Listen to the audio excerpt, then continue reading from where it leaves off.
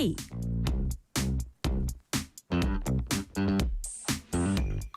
안녕하세요. 뉴스레터 K 진행하는 전종철입니다. 민주당은 오늘 의원 100명 넘게 참여한 이재명 대통령 사건 공소 취소와 국정조사 추진을 위한 의원 모임을 공식 출범시켰습니다. 정치검찰의 조작 기소를 규탄한다면서 즉각적 공소 취소를 주장했는데 친명의 새 결집이란 분석도 나옵니다. 국민의힘은 장동혁 대표가 윤석열 전 대통령과의 사실상 절연 거부를 언급한 이후 첫 의원총회를 열었습니다. 장 대표 발언에 동의하는지를 놓고 강한 충돌이 예상됐었는데 김 빠진 의총이었다는 평가도 나옵니다. 정치 토크 코너에서 주요 정치 현안 자세히 분석합니다. 민주당이 이른바 사법개혁 3법과 행정통합 법안 등을 2월 임시국회에서 처리할 예정이지만 야권의 반발도 거셉니다. 오늘 인터뷰 코너에선 한민수 민주당 의원과 쟁점 현안을 짚어보고 100일 앞으로 다가온 지방선거 전략도 알아봅니다. 미국 연방대법원이 트럼프 대통령의 상호 관세 부과 조치에 위헌 판단을 내렸지만 트럼프 대통령은 새로운 글로벌 관세 카드를 꺼내 들었습니다. 돈워리 코너에서 우리에게 미칠 파장 자세히 분석합니다. 뉴스레터 K 지금부터 시작합니다.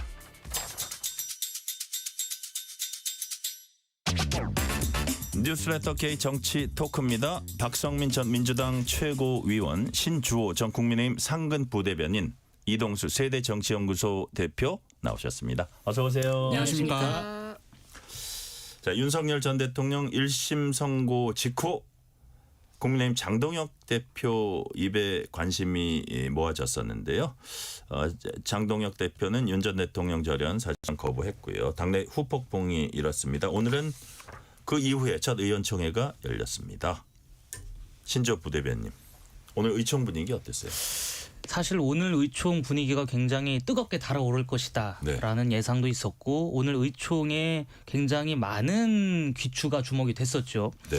그런데 사실 좀 김이 빠진 것과 더불어서 이 장동혁 대표가 지난주에 내셨던 입장에 대한 공개적인 논의를 아예 거의 못한 것 같습니다.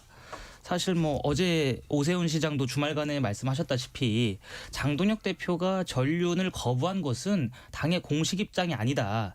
당 의원들이 의원총회를 통해서 당론으로 채택한 것이 아니라 당대표 개인의 생각이기 때문에 많은 의원들의 말씀을 들어보고 우리가 어느 정도 결론을 도출해내자, 그렇게 의원총회가 흘렀어야 되는데 그런 과정이 좀 없었던 것 같습니다. 네. 주말간에 이제 당명 개정을 지방선거 이후에 하겠다라고 입장을 밝혔고 또 대구 경북 통합 이런 것들이 있지 않습니까? 지자체 통합, 그런 것들에 대한 논의가 좀 오고 간 것 같은데 그러다 보니까 많은 의원들께서 좀 화가 나신 것 같습니다. 이게 당대표가 왜 그런 입장을 냈느냐, 혹은 그런 입장 이후에 후속 조치가 어떻게 되느냐, 어떤 방식으로 해서 지방선거를 대비할 것이냐, 이런 게 좀 허심탄회하게 논의가 됐었어야 되는데 그런 것이 아니라 각 개별 의원들이 말씀하실 만한 기회를 아예 틀어막고 당 지도부가 본인들 나름대로의 필리버스터를 한 것 아니냐, 이러한 좀 비판이 있는 것 같습니다. 그러다 보니까 오늘 의원총회에서 이렇다 할 결론은 내지를 못하고 그냥 겉도는 이야기들만 한 것 같아서 많은 의원들께서도 좀 안타까워하시는 것 같습니다. 자, 친한동훈계로 분류된 의원이죠. 한지아 의원, 의총 직후에 한 얘기 일단 이 대목에서 들어보시겠습니다. 그러니까 지금 지방선거를 치르기 전에 장동혁 지도부가 사퇴하기 어렵다면 그 이해합니다.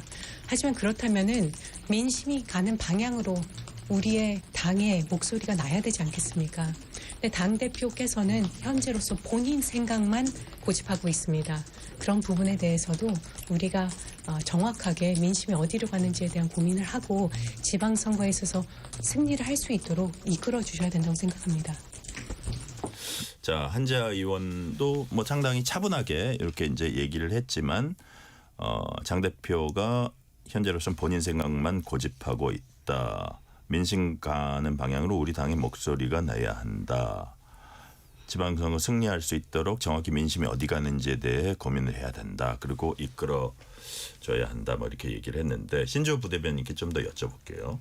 자, 그러니까 아까 말씀을 제가 들어보니까 약간 일종의 필리버스터 비슷한 용어를 쓰셨는데 네. 그러면 좀 그렇게 따가운 소리, 쓴소리가 나올까봐 그것들을 약간 이렇게 뭐라 그럴까 의제선적이나 이런 것들, 뭐 당면 개정이라든지 뭐 통합이라든지 이런 식으로 가게 하면서 그걸 어떻게 뭐 사실상 봉쇄 비슷하게 작전을 펼쳤다는 걸로 제가 이해가 되는데, 근데 의원들이 거기 좀 반대하는 의원들도 있는데 그냥 그걸 봉쇄한다고 그냥 있어요? 그러니까 잘 이해가 안 되는데. 그러니까 저도 이해가 안 됩니다. 의원들께서 이 그 당명 개정이 왜 멈추었는지 혹은 당명으로 추려진 그 두 개에 대해서 어떠한 과정을 거쳤는지를 그 TF 김수민 단장이 설명을 하셨다고 해요. 근데 그 설명을 하는 도중에 너무 길어지니까 짧게 좀 해달라 이렇게 계속 요청을 했는데도 불구하고 그런 요청을 거의 묵살한 다음에 이어나갔다고 합니다.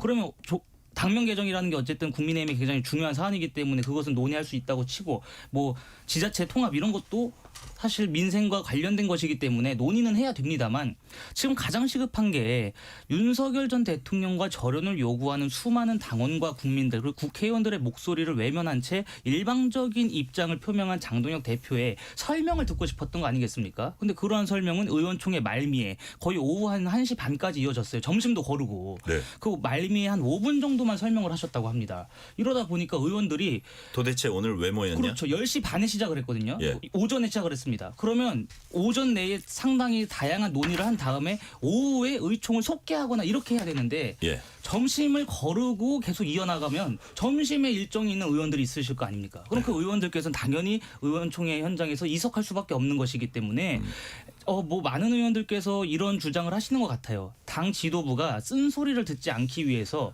일부러 의제 설정을 그런 식으로 한 다음에 의원들에게 발언권을 주지 않았다. 그렇기 때문에 제가 당내 필리버스터가 진행된 것이 아니냐라는 의구심을 줄 수 없다는 말씀을 드린 겁니다. 그 보면은 이제 뭐 이런 흐름들이 있었어요. 신재호 부대변인 25명 원외 당협위원장들이 네. 이제 뭐 장 대표 사퇴도 요구했잖아요. 그랬더니 한 60명인가 70명 되는 더 숫자 많은 원외 당협위원장들이 그런 식으로 당 지도부 흔들지 마라, 당 지도부 발목 잡지 마라고 반박을 하고, 뭐 반박이야 있을 수 있다고 보는데, 적어도 지금 지방선거를 과연 어떻게 치를 거냐 이런 좀 문제의식이 많잖아요. 그 걱정도 많고 이런 위기의식도 많은 건데 당내. 아니 한번 크게 뭐 싸우든 뭐든 큰 소리가 나든 뒤집어지든 이게 한바탕 이렇게 좀 큰 토론을 하지 못한다는 자체가 당으로서 상당히 좀 더 우려스럽다 이런 생각도 지적도 있을 것 같은데 왜 이게 그런 것들이 안 될까요? 그러니까 지금 당 지도부 장동혁 대표께서 분명히 무언가 본인만의 타임라인이 존재한다라고 이야기를 하고 계시지 않습니까? 뭐 여론조사라든지 여의도 연구원 내부에서 어떤 분석 결과가 있다 이렇게 말씀하시면 그 분석한 것을 의원들께 설명드리고 만약에 의원들이 그것에 대해서 납득을 하기 힘들다면 설득을 시키는 과정이거나 아니면 이 분석 결과에 대해서 이견이 있다면 그 의원들의 목소리를 듣고 하면서 새롭게 지방선거 전략을 짜야 될 시점 아니겠습니까? 지금 공관위도 출범을 했습니다. 그리고 앞으로 선대위가 꾸려지고 선거 전략을 총체적으로 정하고 우리가 어떤 방향으로 갈 것이냐에 대해서 심도 있는 논의가 오고 가야 되는데 그러한 것에서 가장 중요한 것은 이제 지난주 금요일에 있었던 장동혁 대표의 전륜 거부 이것에 대해서 왜 그런 결정을 도대체 내렸느냐 어떻게 해서 그러한 입장 표명이 나왔느냐 이런 것들을 의원들이 궁금해하시다면 그것을 먼저 선제적으로 해결을 하고 가야지 저희가 다른 이야기를 할 수 있지 않겠습니까? 그러니까 앵커께서 말씀하신 것처럼 다양한 논의를 통해서 국민의힘이 건강한 결론을 도출해 나가야 되는데 오늘 의원총회는 각 개개인의 헌법기관인 의원들의 입까지 막으려고 했었던 것 아니냐라는 지금 불만이 증폭되는 걸로 봐서는 굉장히 실패한 의총이라고 저는 봅니다. 자, 이동수 대표님, 의원들의 입을 막으려고 했다. 이건 이제 비난할 수 있는 건데 막힌 사람들이 더 저도 이상한 거 아니에요? 그렇게 여튼 오늘 생각하는 상황은 게요. 어떻게 평가하세요? 저도 이제 신전 부대변인께서 말씀하신 주장에 100% 공감을 합니다. 근데 저는 지금 국민의힘 의원들 책임도 있다고 생각을 해요. 지금 이제 언론에 보도된 바에 따르면은 이제 오늘 의원총회가 오전 10시 40분부터 오후 1시 35분까지 한 3시간 정도 진행이 됐는데 크게 두 가지 얘기밖에 안 했대요. 하나가 말씀하셨던 그 당명 개정 가지고 이제 김수민 그 브랜드 전략 TF 단장이 계속 설명을 하는데 의원들이 이 얘기 말고 지금 더 중요한 얘기 있지 않느냐 하는데 때도 이제 설명을 했다고 하고 또 이후에는 대전 충남 통합 문제 관련해 가지고 계속 그냥 그 얘기만 했다는 거예요. 그럼 3시간 중에 지금 거의 한 2시간 반에서 3시간 가까운 시간을 이 지금 솔직히 어떻게 보면 쓸데없는 얘기라고도 할 수 있는데 국민의힘 입장에서 이 얘기를 하고 있는데 제가 만약에 국민의힘 의원이었으면 그냥 다 같이 들고 일어나서 나왔을 것 같거든요. 근데 그냥 거기 앉아 있긴 한 거잖아요. 그래서 저는 이 부분에 있어서는 이제 좀 국민의힘 의원들도 너무 이렇게 안이하게 대응하고 있는 게 아닌가라는 생각도 듭니다. 그러니까 오늘이 박상민 최고위원님 오늘이 사실은 D-100이거든요. D-100의 의총이 열렸으면 뭐 우리가 지방선거를 어떻게 치르냐 이런 얘기들을 하는 건데 그 가장 중요한 게 이제 민심이고 최근에 뭐 장동혁 대표의 입장에 대해서 당내에서도 뭐 비난도 꽤 있었어요. 그럼 그분들은 오늘 사실 뭐 했는지 그것도 약간 궁금하고 그동안 그런 주장 그 비난이나 비판을 했고 뭐 했던 분들도 그래서 이게 치열한 토론이 없었다는 자체가 제1야당의 위기를 보여주는 거 아니냐 이런 지적이 있을 수도 있을 것 같은데 왜 이런 현상이 빚어진다고 보세요? 뭐 두 가지를 생각해 볼 수 있을 것 같은데요. 첫 번째는 이제 말씀하신 대로 뭐 소위 말하는 야성이 좀 없는 게 아닌가 뭐 이런 생각이 드는 거죠. 사실 의원들이 의원총회에서 활발하게 발언을 할 수 있고 뭐 진행이 이제 못마땅하면 이런 식으로 하지 말라 손 들고 얘기할 수도 있는 거고 이거 지금 이런 식으로 할 거면 의총 진행하지 말고 다시 날 잡아서 얘기하고 안건 상정 다시 해라 이렇게 할 수도 있는 거거든요. 네. 아니면 이제 자유 발언 같은 거 신청해서 지금 이제 시간이 없고 다들 이석해야 되는 상황이니까 이전에 잠깐 좀 자유 발언이라도 좀 들어보게 진행을 좀 이렇게 원내에서 해달라 이렇게 할 수도 있는 거예요. 그래서 나가서 지금 우리가 다른 얘기했지만 우리가 진짜 얘기해야 되는 건 이거다. 뭐 지금 윤 전 대통령 1심 결과에 대해서 우리 당의 입장이 이렇게 나온 게 너무 충격적이다라고 이제 장 대표를 직격하는 말들을 할 수 있어요. 근데 이제 그거를 안 하고 아니 뭐 왜 자꾸 딴 얘기만 하냐라고 앉아서 볼멘 소리를 하는 건 사실 별로 의미가 없어 보인다. 네. 그런 의미에서 좀 전투력이 부족한 거 아닌가 이런 생각이 들고 두 번째는 네. 그렇게까지 강한 반발이 안 나온 게 어차피 말해도 안 들을 거 아니까라는 무력감이 좀 있지 않았을까 싶기도 해요. 그러니까 결국 지금 보면 의원들이 다 뭐 SNS나 방송이나 개인적으로 이제 계속 입장을 표출하는 거잖아요. 그러니까 그게 결국 아무리 장동혁 지도부에 얘기를 하고 장동혁 대표한테 당부도 하고 해도 결국 지금 번번이 보는 게 뭐 12.3 내란 1년 됐을 때도 나왔던 메시지 봐도 그렇고 이번에 1심 판결 나왔을 때도 그렇고 뭐 이거 아무리 쓴소리를 해도 안 들으니까 약간 이제 포기하는 그러니까 작심 발언보다는 그냥 사람들이 아 어차피 말해도 안 듣는데 이거 이미 망한 판이다 이런 생각하는 게 아닌가 싶기도 합니다. 자 자포자기 아닌가 이런 그 뉘앙스의 말씀도 하셨는데 이게 이 국민의힘 의원이 107명인가요? 네. 그러니까 뭐 장동혁 대표가 이 노선이 결국은 옳다고 생각하는 분도 있을 거고 아 이거 진짜 문제 있지 않나 이렇게 생각하는 분이 있으면 이게 이렇게 그 중요한 문제라면 치열하게 붙는 게 너무 당연한 건데 서로 논쟁이 그것조차 없고 그냥 오늘 의총이 끝났다 이런 부분 그럼 장동혁 대표가 머릿속에 그리고 있는 지방선거 로드맵이나 그림은 어떤 겁니까? 신재 부대변인님. 그러니까 뭐 제가 뭐 장동혁 대표와 이야기하신 분들의 전언을 듣거나 아니면 며칠 전에 맞닥뜨렸어요. 한마디 좀 물어보지 그랬어요. 이렇게 보면은 맞대면서요 여기서. 화장실에서 만났대요. 아이 그건 이렇게 여튼 보면은 여의도 일원에서. 지방선거라고 하는 선거의 특성을 좀 이해할 필요가 있다. 네. 지방선거라고 하는 것이 전국 단위 3대 선거 중에 가장 투표율이 낮지 않겠습니까? 아무래도 투표용지도 많고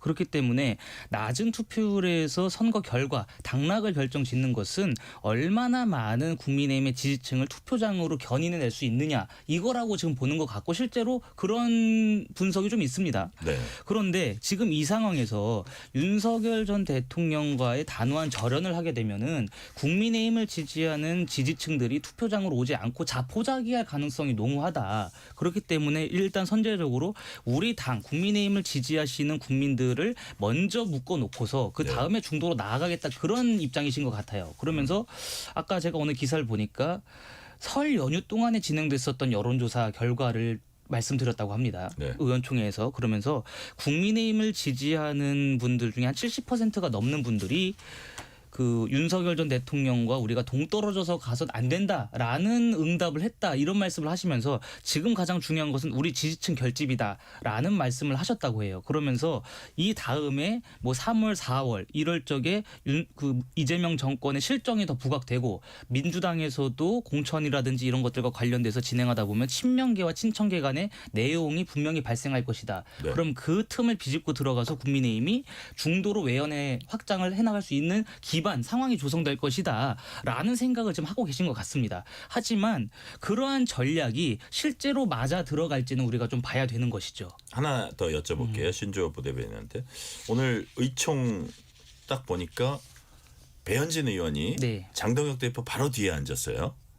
그래서 이 방송사에 오래 있던 분이라 그 앵글을 생각했는지 이런 얘기들도 나오는데 여하튼 거기 그 사진 기자들이나 촬영 기자들이 이렇게 저 각을 잡기는 되게 좋았을 것 같은데 자 앞서 배 의원 법원에 효력 정지 가처분 신청하고 재심 기간 중에는 뭐 최고위 결정 안 하겠다 거의 그 한동훈 전 대표 비슷한 수순을 밟고 있는 것 같은데 지금의 흐름으로 볼 때 그냥 당원권 정지 1년 중징계로 갈 가능성 높다고 보세요. 저는 그렇게 갈 가능성이 좀 크다고 생각합니다.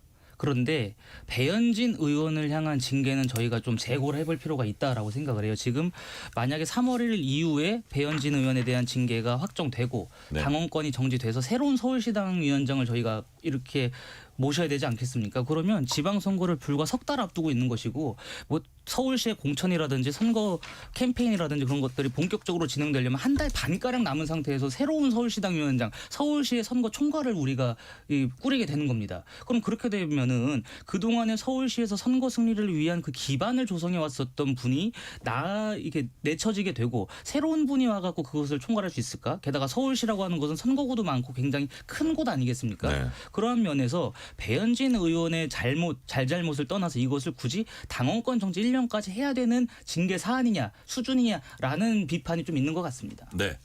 자 이동수 대표님 당에서 제명당한 한동훈 전 대표 북콘서트에 이어 영남 지역 투어에 이제 곧 나섭니다. 특히 27일 대구 서문시장 방문합니다. 지난번 장동혁 대표가 서문시장 갔을 때 정말 이례적으로 되게 썰렁했다 이런 평가가 나오는데 한 전 대표가 어떤 대조적인 분위기를 좀 노린 측면도 있지 않나 이런 평가도 나오고 이로써 결국은 대구 지역에 아마 출마할 가능성이 많지 않나 평가 전망도 나오는데 어떻게 보세요? 네, 저도 일단 그 말씀하신 두 가지 측면이 다 해당된다고 생각을 합니다. 먼저 최근에 이제 토크 콘서트에서 한동훈 전 대표가 엄청난 그 쇠과시를 보여줬잖아요. 예. 근데 또 지난번에 이 장동혁 대표가 서문시장에 갔을 때는 국민의힘 지도부에 걸맞지 않게 굉장히 좀 홀대받는 이 모습들이 연출이 됐었는데 만약에 이번에 한동훈 전 대표가 서문시장에 가서 막 엄청난 인파를 끌어모은다면은 또 이제 장동혁 대표의 비교해서 자기가 훨씬 더 지금 낫다라는 그런 모습을 보여주는 측면이 있을 것 같고요. 그리고 또 두 번째로는 이 재보궐을 앞두고 지역별로 간보기도 좀 필요한 상황이잖아요. 근데 지금 현재 재보궐이 확정된 지역들 같은 경우에는 이제 수도권이랑 충남, 전북 뭐 이 정도여가지고 사실 한동훈 전 대표가 나갈 만한 데는 없어요. 근데 이제 지방선거 앞두고 뭐 대구나 부산이나 이런 지역의 이제 의원들이 이 단체장 선거를 위해서 이제 직을 버리는 순간이 올 텐데 그 중에서 이제 본인이 좀 갈 만한 데가 있지 않나라고 생각하는 것 같거든요. 그래서 아마 저는 앞으로는 좀 영남권 위주로 이렇게 돌아다니면서 본인한테 이제 재보궐에서 어느 지역이 유리한지 좀 간보기를 하지 않을까 이렇게 좀 예상이 됩니다. 그게 이제 이런 약간 예민한 건 있는 것 같아요. 예를 들어서 뭐 대구에 지금 뭐 추경호니 뭐 주호영 뭐 의원들 이렇게 있잖아요. 근데 어느 한쪽을 짚어서 미리 해야 되는데 나중에 보니까 여기가 아니네 이럴 수도 있잖아요. 그래서 그런 것들이 그렇게 만만치는 않아 보이고 또 이른바 이제 그 또 배신자론 이런 것들을 뭐 의식 안 할 수는 없는데 지금 한 전 대표로서는 승부를 걸 수밖에 없을 거다. 어차피 지금 그 승부도 안 걸고 지금 어떤 정치적 재기를 모색하기는 쉽지 않을 거다 이런 게 있는데 자 박성민 최고위원님 대구 시민들 요즘 정서 중에 이런 게 있다고 해요. 자 우리가 보수 정당이 아무렇게나 해도 우리가 표 주는 사람들이냐 단디해라. 무슨 뜻인지 대충 아시죠? 네, 제대로. 네, 제대로 해라. 제대로 해라 이런 뜻. 단디해라. 자, 최근에 대구 민심의 어떤 좀 변화 이런 조짐이 있다고 보십니까? 그러니까 뭐 전체적인 구도가 흔들릴 만큼의 변화일지는 모르겠어요. 근데 그런 건 있겠죠. 뭐 보수 색채가 워낙 강한 지역이라고 해도 예.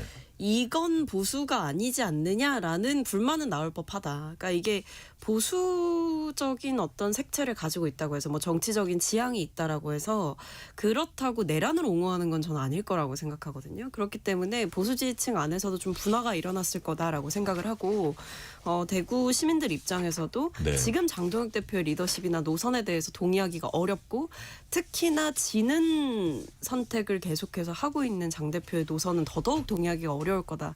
그런 점에서 아마 제대로 해라라는 게 지금 이럴 때가 아니다. 정신 차려라. 이런 얘기가 좀 많지 않을까 싶습니다. 그 선거가 이동수 대표님. 이제 중도층을 잡아야 뭐 이기는 싸움이다 이렇게들 많이 얘기를 하잖아요. 근데 지금 장동혁 지도부가 하는 모습을 보면은 중도층이랑 전혀 동떨어진 행보를 보이고 있지 않습니까? 근데 제가 얼마 전에 이제 모 월간지에 칼럼 쓰면서 한번 숫자를 세봤어요.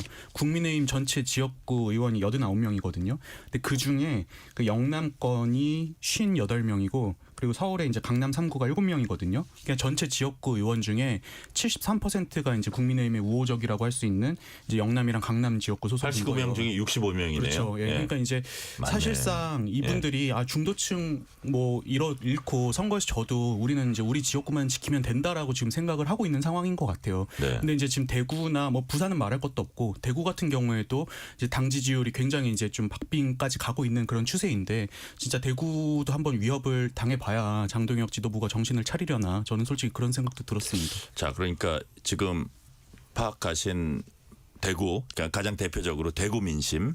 자, 어떻게 좀 흐름은 어떻게 보고 계세요, 신조 부대변인께서? 근데 그 대구라든지 국민의힘의 굉장히 우호적인 지역들에서 국민의힘을 대신할 만한 정당이 나오지 않는다면 국민의힘을 향한 그 지지는 계속 이어질 겁니다. 비판적인 지지로 이어질 건데 과거에 이제 그 2016년 총선 같은 경우에는 당시에 더불어민주당이 호남에서 거의 전패하다시피 하지 않았습니까? 국민의당이라는 대안이 나왔기 때문에 그러면서 그 민주당에서 새로운 호남 전략을 발표하면서 이듬해 있었던 대선에서는 다시 호남을 갖고 가는 그런 기염을 토하기도 했었어요. 근데 지금 만약에 이 선거가 지방선거라든지 보궐선거가 치러지면은 국민의힘을 대신할 만한 보수 우파 정당이 탄생함으로써 그 정당을 향한 지지가 쏠려야지 국민의힘에서 빠져나가지 않겠습니까? 근데 그러한 정치적 상황은 조성되지 않은 것 같아서 국민의힘을 향한 지지가 계속 이어질 것이라고 보고 만약에 이번 지방선거에서도 지난 2018년 선거와 똑같이 대구 경북만 수성하고 나머지 지역에서 전패한다. 그러면 새로운 보수의 길을 찾아 나가야 되겠죠. 그 길에 있어서 누가 앞장서야 되는지는 저는 국민들께서 아실 거라고 봅니다. 네. 이거는 그냥 시간 관계상 제 멘트로 하고 다음 민주당으로 넘어갈 건데 그나마 국민의힘이 최근에 한 것 중에 하나 잘한 게 당명 변경을 지방선거 전에는 안 하기로 했다. 뭐 이런 평가도 지금 나오고 있습니다. 동의합니다. 자, 그런 것들은 뭐 실익이 없는 것 같아요. 자, 당이 이렇게 자중질환인데 이게 당명 바꾸는 게 어떤 의미가 있는지 플러스 선거 100일 남았잖아요. 그렇죠? 당명 변경의 득실이 어떻게 되냐 이런 고민을 했던 것 같습니다. 자, 민주당으로 넘어갑니다. 민주당이 오늘 이재명 대통령 사건 공소 취소와 국정조사 추진을 위한 의원 모임을 공식 출범시켰습니다. 이에 대한 장동혁 국민의힘 대표 얘기 들어보시겠습니다. 오늘 더불어민주당 의원 104명이 참여한 이재명 대통령 공소 취소 모임이 출범식을 연다고 합니다. 여권의 대부 유시민 작가의 표현을 그대로 빌리면 한마디로 미친 짓입니다. 법원은 불소추 특권의 소추가 공소 유지는 포함되지 않고 공소 제기만 의미한다고 이미 판결을 했습니다. 그렇기 때문에 수사도 가능하다고 했습니다. 헌법에 규정된 불소추 특권을 내세워서 재판을 멈춰 세웠지만 그 법적 근거가 이제 완전히 사라졌습니다. 재판을 재개해야 합니다. 자, 이 질문은 박성민 최고위원께 먼저 드릴게요. 예, 지금 뭐 미친 뭐다 이렇게 얘기한 건 아마 유시민 작가가 공소 취소 모임에 대해서 그런 용어를 얘기를 했었고 거기에 대해서 민주당 최현일 의원인가요? 누가 선 넘지 말라 이렇게 뭐 간접적인 공방도 벌였는데 자, 검찰 기소가 이제 잘못됐다는 주장을 하고 있는데 자, 여당 의원 100명이 이렇게 모임을 만드는 것까지는 좋은데 제목이 공소 취소입니다. 이건 되게 부정적으로 볼 수도 있는 소지가 있는데 박성희 최고위원님 이 부분 어떻게 보세요? 의원들 100명 이상이 공소 취소 모임이다. 모임 이름이 공소 취소 모임. 근데 저는 뭐 공소 취소를 너무 전면에 내세운 듯한 모양새는 좋지 않았다고 생각하고요. 다만 이제 이 모임에서 하려고 하는 게 결국 이 조작 기소에 대한 진상을 좀 밝히자, 그리고 국정조사까지 좀 추진을 해보자. 그러니까 윤석열 정부 기간 동안에 있었던 특히 이제 검찰발로 이재명 대통령에 대해서 행해졌던 뭐 수사, 기소, 그리고 그 재판 과정에서 드러나고 있는 뭐 계속 관련된 그 사건에 대해서 무죄가 막 나오고 있잖아요. 대통령에 대한 뭐 직접적인 건 진행이 안 되고 있습니다만 사실 검찰이 계속 이거 100% 유죄고 뭐 민간업자들, 성남시에 있는 민간업자들 얘기 계속하면서 대통령을 엮었었잖아요. 근데 그게 최근에 이제 계속 무죄가 나오고 검찰도 항소 포기를 하고 이런 일들이 반복되다 보니까 그 당시에 있었던 뭐 증거를 조작했다느니, 아니면 불필요한 증거를 갖다 썼다느니, 아니면 진술을 뭐 회유해서 받아냈다느니, 이런 여러 가지 문제점이 이미 있었던 상황이다 보니 이걸 좀 밝혀보자 하는 것 같아요. 그래서 저는 뭐 조작 기소에 대한 진상 규명, 그리고 국정조사 추진, 이 정도는 뭐 충분히 해볼 수 있다라고 생각을 하고, 네. 다만 이거를 뭐 모임보다는 어쨌든 공적인 성격을 통해서 해보려고 하는 거라고 하면 뭐 당내 특위라던가 이런 부분들을 좀 해서 검찰에 대한 지금 역사적 평가가 이루어지고 있는 시기 아닙니까? 그렇다면 더더욱 뭐 특위를 통해서 좀 뭐 공소 취소를 해야 한다, 이끌어내자, 이것보다는 뭐 국정조사를 추진하자 정도의 톤이 조금 더 적절하지 않았을까라는 생각이 있습니다. 이동수 대표께는 아마 이런 각도에서 한번 질문 드려볼게요. 만약에 그래가지고 뭐 이게 저 1심에서 어떻게 되고 이제 무죄가 되고 만약에 이게 문제가 드러나고 있지 않느냐 한다면 특검이 예를 들어서 무죄 나오는 사안들, 특히 뭐 김건희 뭐 주가 조작이라든지 이런 부분, 뭐 전략이 잘못됐다고도 하지만 여하튼 무죄 나오고, 그렇게 검찰 하지 말라 그랬던 별건 수사를 그렇게 많이 하면서 여기에 대해서는 그냥 입 다물고 있는 거잖아요. 그럼 똑같은 논리면 과연 그건 어떻게 설명할 거며, 자 그렇게 봤을 때 어쨌든 이건 대통령 재판을 없애려는 거 아니냐는 그 지적을 할 소지가 이제 있는데, 이렇게까지 하는 배경 어떤 거라고 보세요? 일단 저는 그 지금 이 공소 취소 모임이 주장을 하는 게 예.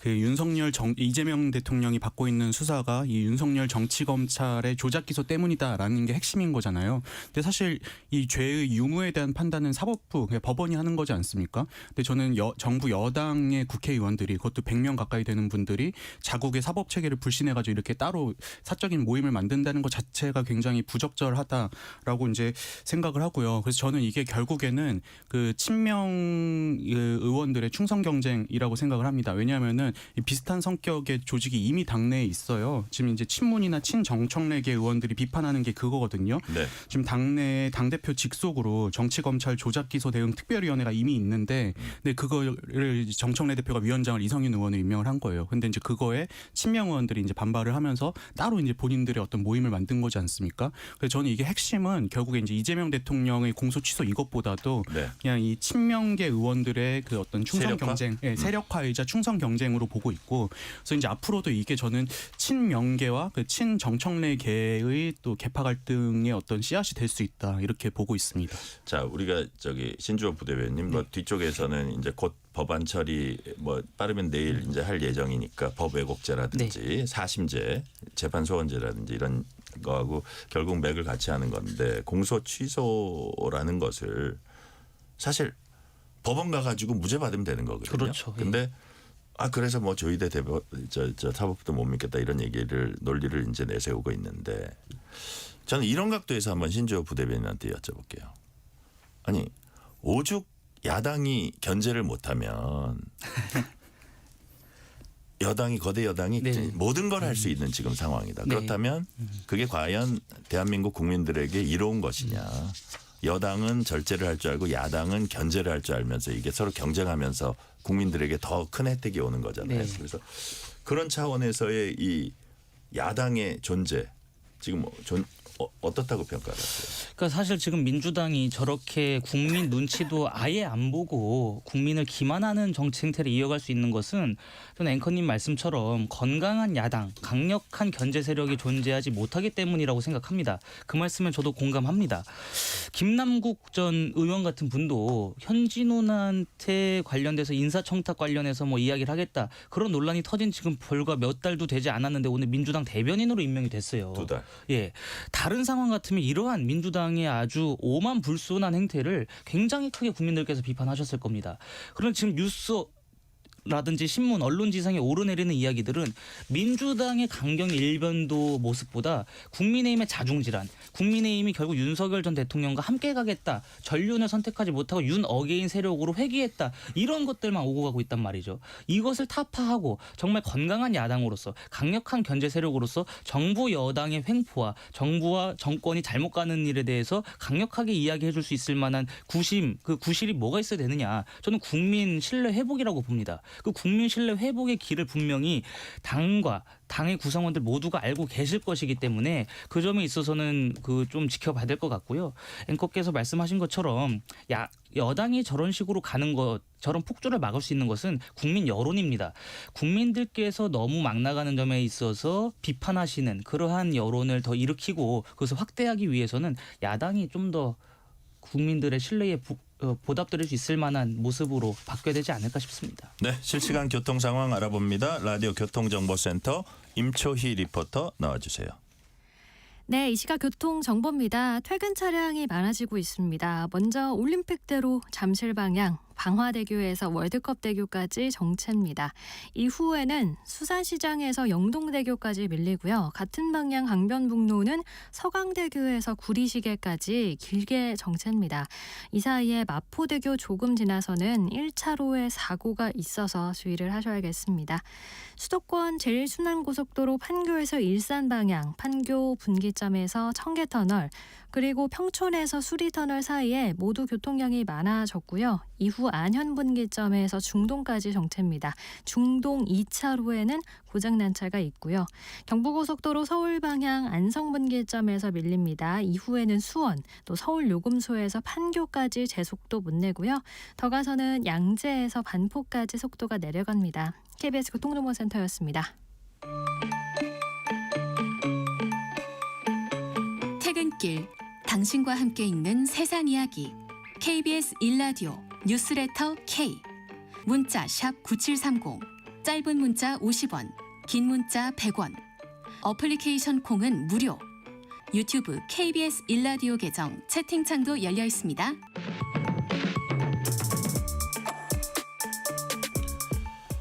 뉴스 KBS 1라디오 뉴스레터 K 정치 토크입니다. 박성민 전 민주당 최고위원, 신주호 전 국민의힘 상근부대변인, 이동수 세대정치연구소 대표와 얘기 나누고 있습니다.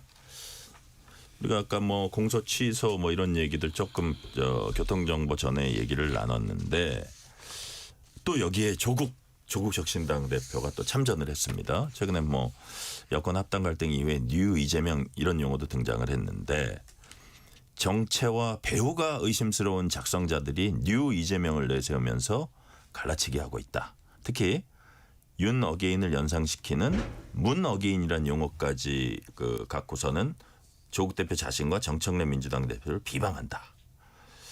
자, 박성민 최고위원님, 이런 갈등의 흐름이 좀 지금 있습니까? 실제 하는 겁니까?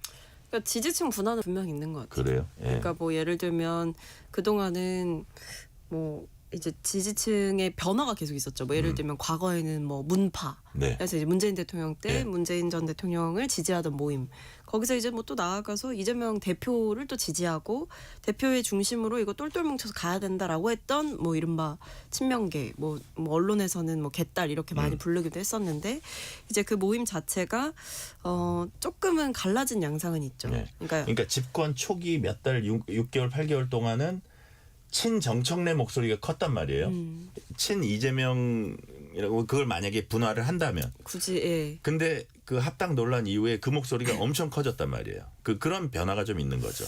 네, 그런 게 이제 아무래도 합당 이슈를 기점으로 해서 갈라진 게 확 보인 것 같아요. 그래요? 근데 저는 네, 그게 개인적으로는 대통령과 정청래 대표를 이제 갈라서 그에 따른 지지층의 분화가 있었다라고 보는 건 맞지 않는 해석이라고 생각하고, 그러니까 현재의 당대표가 가는 노선을 지지하는, 뭐 예를 들면 통합이라던가 합당, 그리고 선명한 좀 개혁 노선, 여기에 대해서 지지하는 층과 이걸 언론에서 뭐 친정청래계라고 부르던데 뭐 저는 모르겠습니다. 어쨌든 그 파가 하나 있는 거고, 네. 한쪽은 이제 지금의 리더십에 대한 어떤 불만, 당대표에 대한 불만이 있는 거죠. 그러니까 이거는 대통령 대 정청래 대표 이렇게 대립각으로 볼 거라기보다는 현재의 당권과 이제 미래의 당권이 좀 싸우는 모습이 연출되고 있지 않나 그런 네. 생각은 듭니다. 근데 그래요. 이게 저는 자, 이동수 대표님. 어떻게 생각하냐면은 민주당 지지층이 그동안은 이제 윤석열 정부를 거치면서 특히 이제 이재명 당시 당대표가 윤석열 정부에 탄압받는 모습을 보이면서 결집돼 있었잖아요. 네. 근데 이제 사실상 국힘은 지리멸렬한 상황이 됐고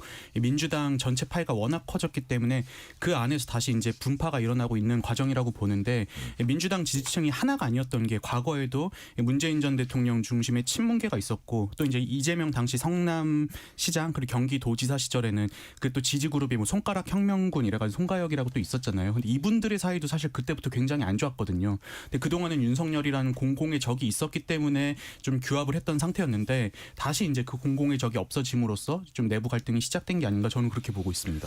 근데 이제 가장 최근에 있었던 모습을 보면 이게 거의 감정 싸움의 국면으로까지 가는, 그게 단순히 뭐 누구를 지지하고 이래서 좀 입장이 다른 것보다는 이게 이 갈등이 만만치 않구나 하는 게 이재명 대통령 지지하는 대표적인 카페죠. 제명인의 마을. 여기서 자체 투표를 통해서 정청래 민주당 대표와 이성윤 최고위원을 강제 탈퇴시켰습니다. 카페 회원 투표를 통해서인데, 자, 신조 부대변인 모시긴 이거는 어떤 의미라고 보세요? 저는 이분들이 이 예. 카페에 가입한 것 자체가 사실 문제라고 봅니다. 공당에 책임 있는 위치에 있는 분들이 뭐 요새 가입을 하진 않았겠지만 애초에 여길 가입한 것 자체가 이재명 대통령, 당시 이재명 대표의 팬덤 정치에 본인들이 편승하려고 했던 거 아니겠습니까? 저는 그것은 좀 문제라고 보고, 지금 이렇게까지 왔다면 이 민주당 내 갈등은 쉽사리 극복하기가 쉽지 않다. 이것을 봉합하기라는 저는 굉장히 어려울 것이라고 봐요. 근데 또 최근에 이제 송영길 전 대표가 민주당이 입당 신청을 했고 네. 또 본인의 원래 지역구였던 계양을에 출마하려고 하지 않겠습니까? 저는 그 교통 정리가 끝난 이후에 지방선거 이후에 민주당 내의 그 권력구도 아기다툼이 더 크게 발현할 거라고 봅니다. 지금 송영길 전 대표는 분명히 이재명 대통령과 친명 세력이 빚을 갖고 있을 거예요. 마음의 부채의식이 있기 때문에 정청래 대표가 연임을 시도하려고 하면 강력한 대항마로 아마 송영길 전 대표를 밀 겁니다. 그러면서 김민석 총리까지도 거기에 가세하다 보면은 친명 안에서는 송영길 전 대표, 김민석 총리 간의 어느 정도 이합 집산, 그러다 보면 컨벤션 효과가 또 안에서 일어날 수 있어요. 그럼 그 두 분 중에 한 분이 결국 후보직에서 물러나면은 친명계는 자연스럽게 후보 단일화가 되지 않겠습니까? 그렇게 많은 국민과 당원들의 이목을 끈 상태에서 단일화가 된다면 정청래 대표가 연임을 하려고 한들 그것을 쉽게 막을 수가 있을 것이다. 상당히 위협적이다. 상당히 위협적일 겁니다. 그러다 보니까 지금 정청래 대표 입장에서도 그 조국혁신당과의 합당 논의를 굉장히 빠르게 하려고 했었던 게 전 거기에도 있다고 보는데, 그 이후에 송영길 전 대표가 정계 복귀를 사실상 시사하면서 정청래 대표의 향후 정치 행보에 굉장히 큰 악재가 꼈다라고 봅니다. 근데 만약에 지방선거 이후에 그것이 본격화된다면 지금 있는 당의 민주당 내의 갈등보다도 훨씬 더 이것이 증폭이 될 것이기 때문에 그 상황에서는 이게 쉽사리 갈등을 봉합할 수 있을 거예요. 그 분당 수순으로 갈 수도 있지 않을까. 예. 이 얘기는 이동수 대표께 짧게 하나 하고 그다음 주제로 넘어갈게요. 그러니까 아까 박성민 최고위원도 약간 비슷한 뉘앙스의 얘기를 하셨는데, 결국은 차기 어떤 그 당권이라든지 그게 뭐 조금 더 잠재적으로는 차기 대권 구도라고도 볼 수 있는데, 대권 구도의 교두보라고도 볼 수 있는데, 그런 결국은 당의 집권 여당의 헤게모니 싸움으로 가고 있다. 동의하십니까? 네, 저 동의하고요. 지금 민주당에서의 이런 갈등이 이제 인물로 지금 표출이 되고 있잖아요. 뭐 정청래 대표든 조국 대표든. 근데 저는 그거는 별로 중요하지 않다고 봐요. 민주당은 이 당원들의 규모도 워낙 크고 이 당원들의 활동도 워낙 왕성해가지고 당원들의 흐름이 어떻게 가고 있느냐가 제일 중요한 것 같거든요. 근데 정청래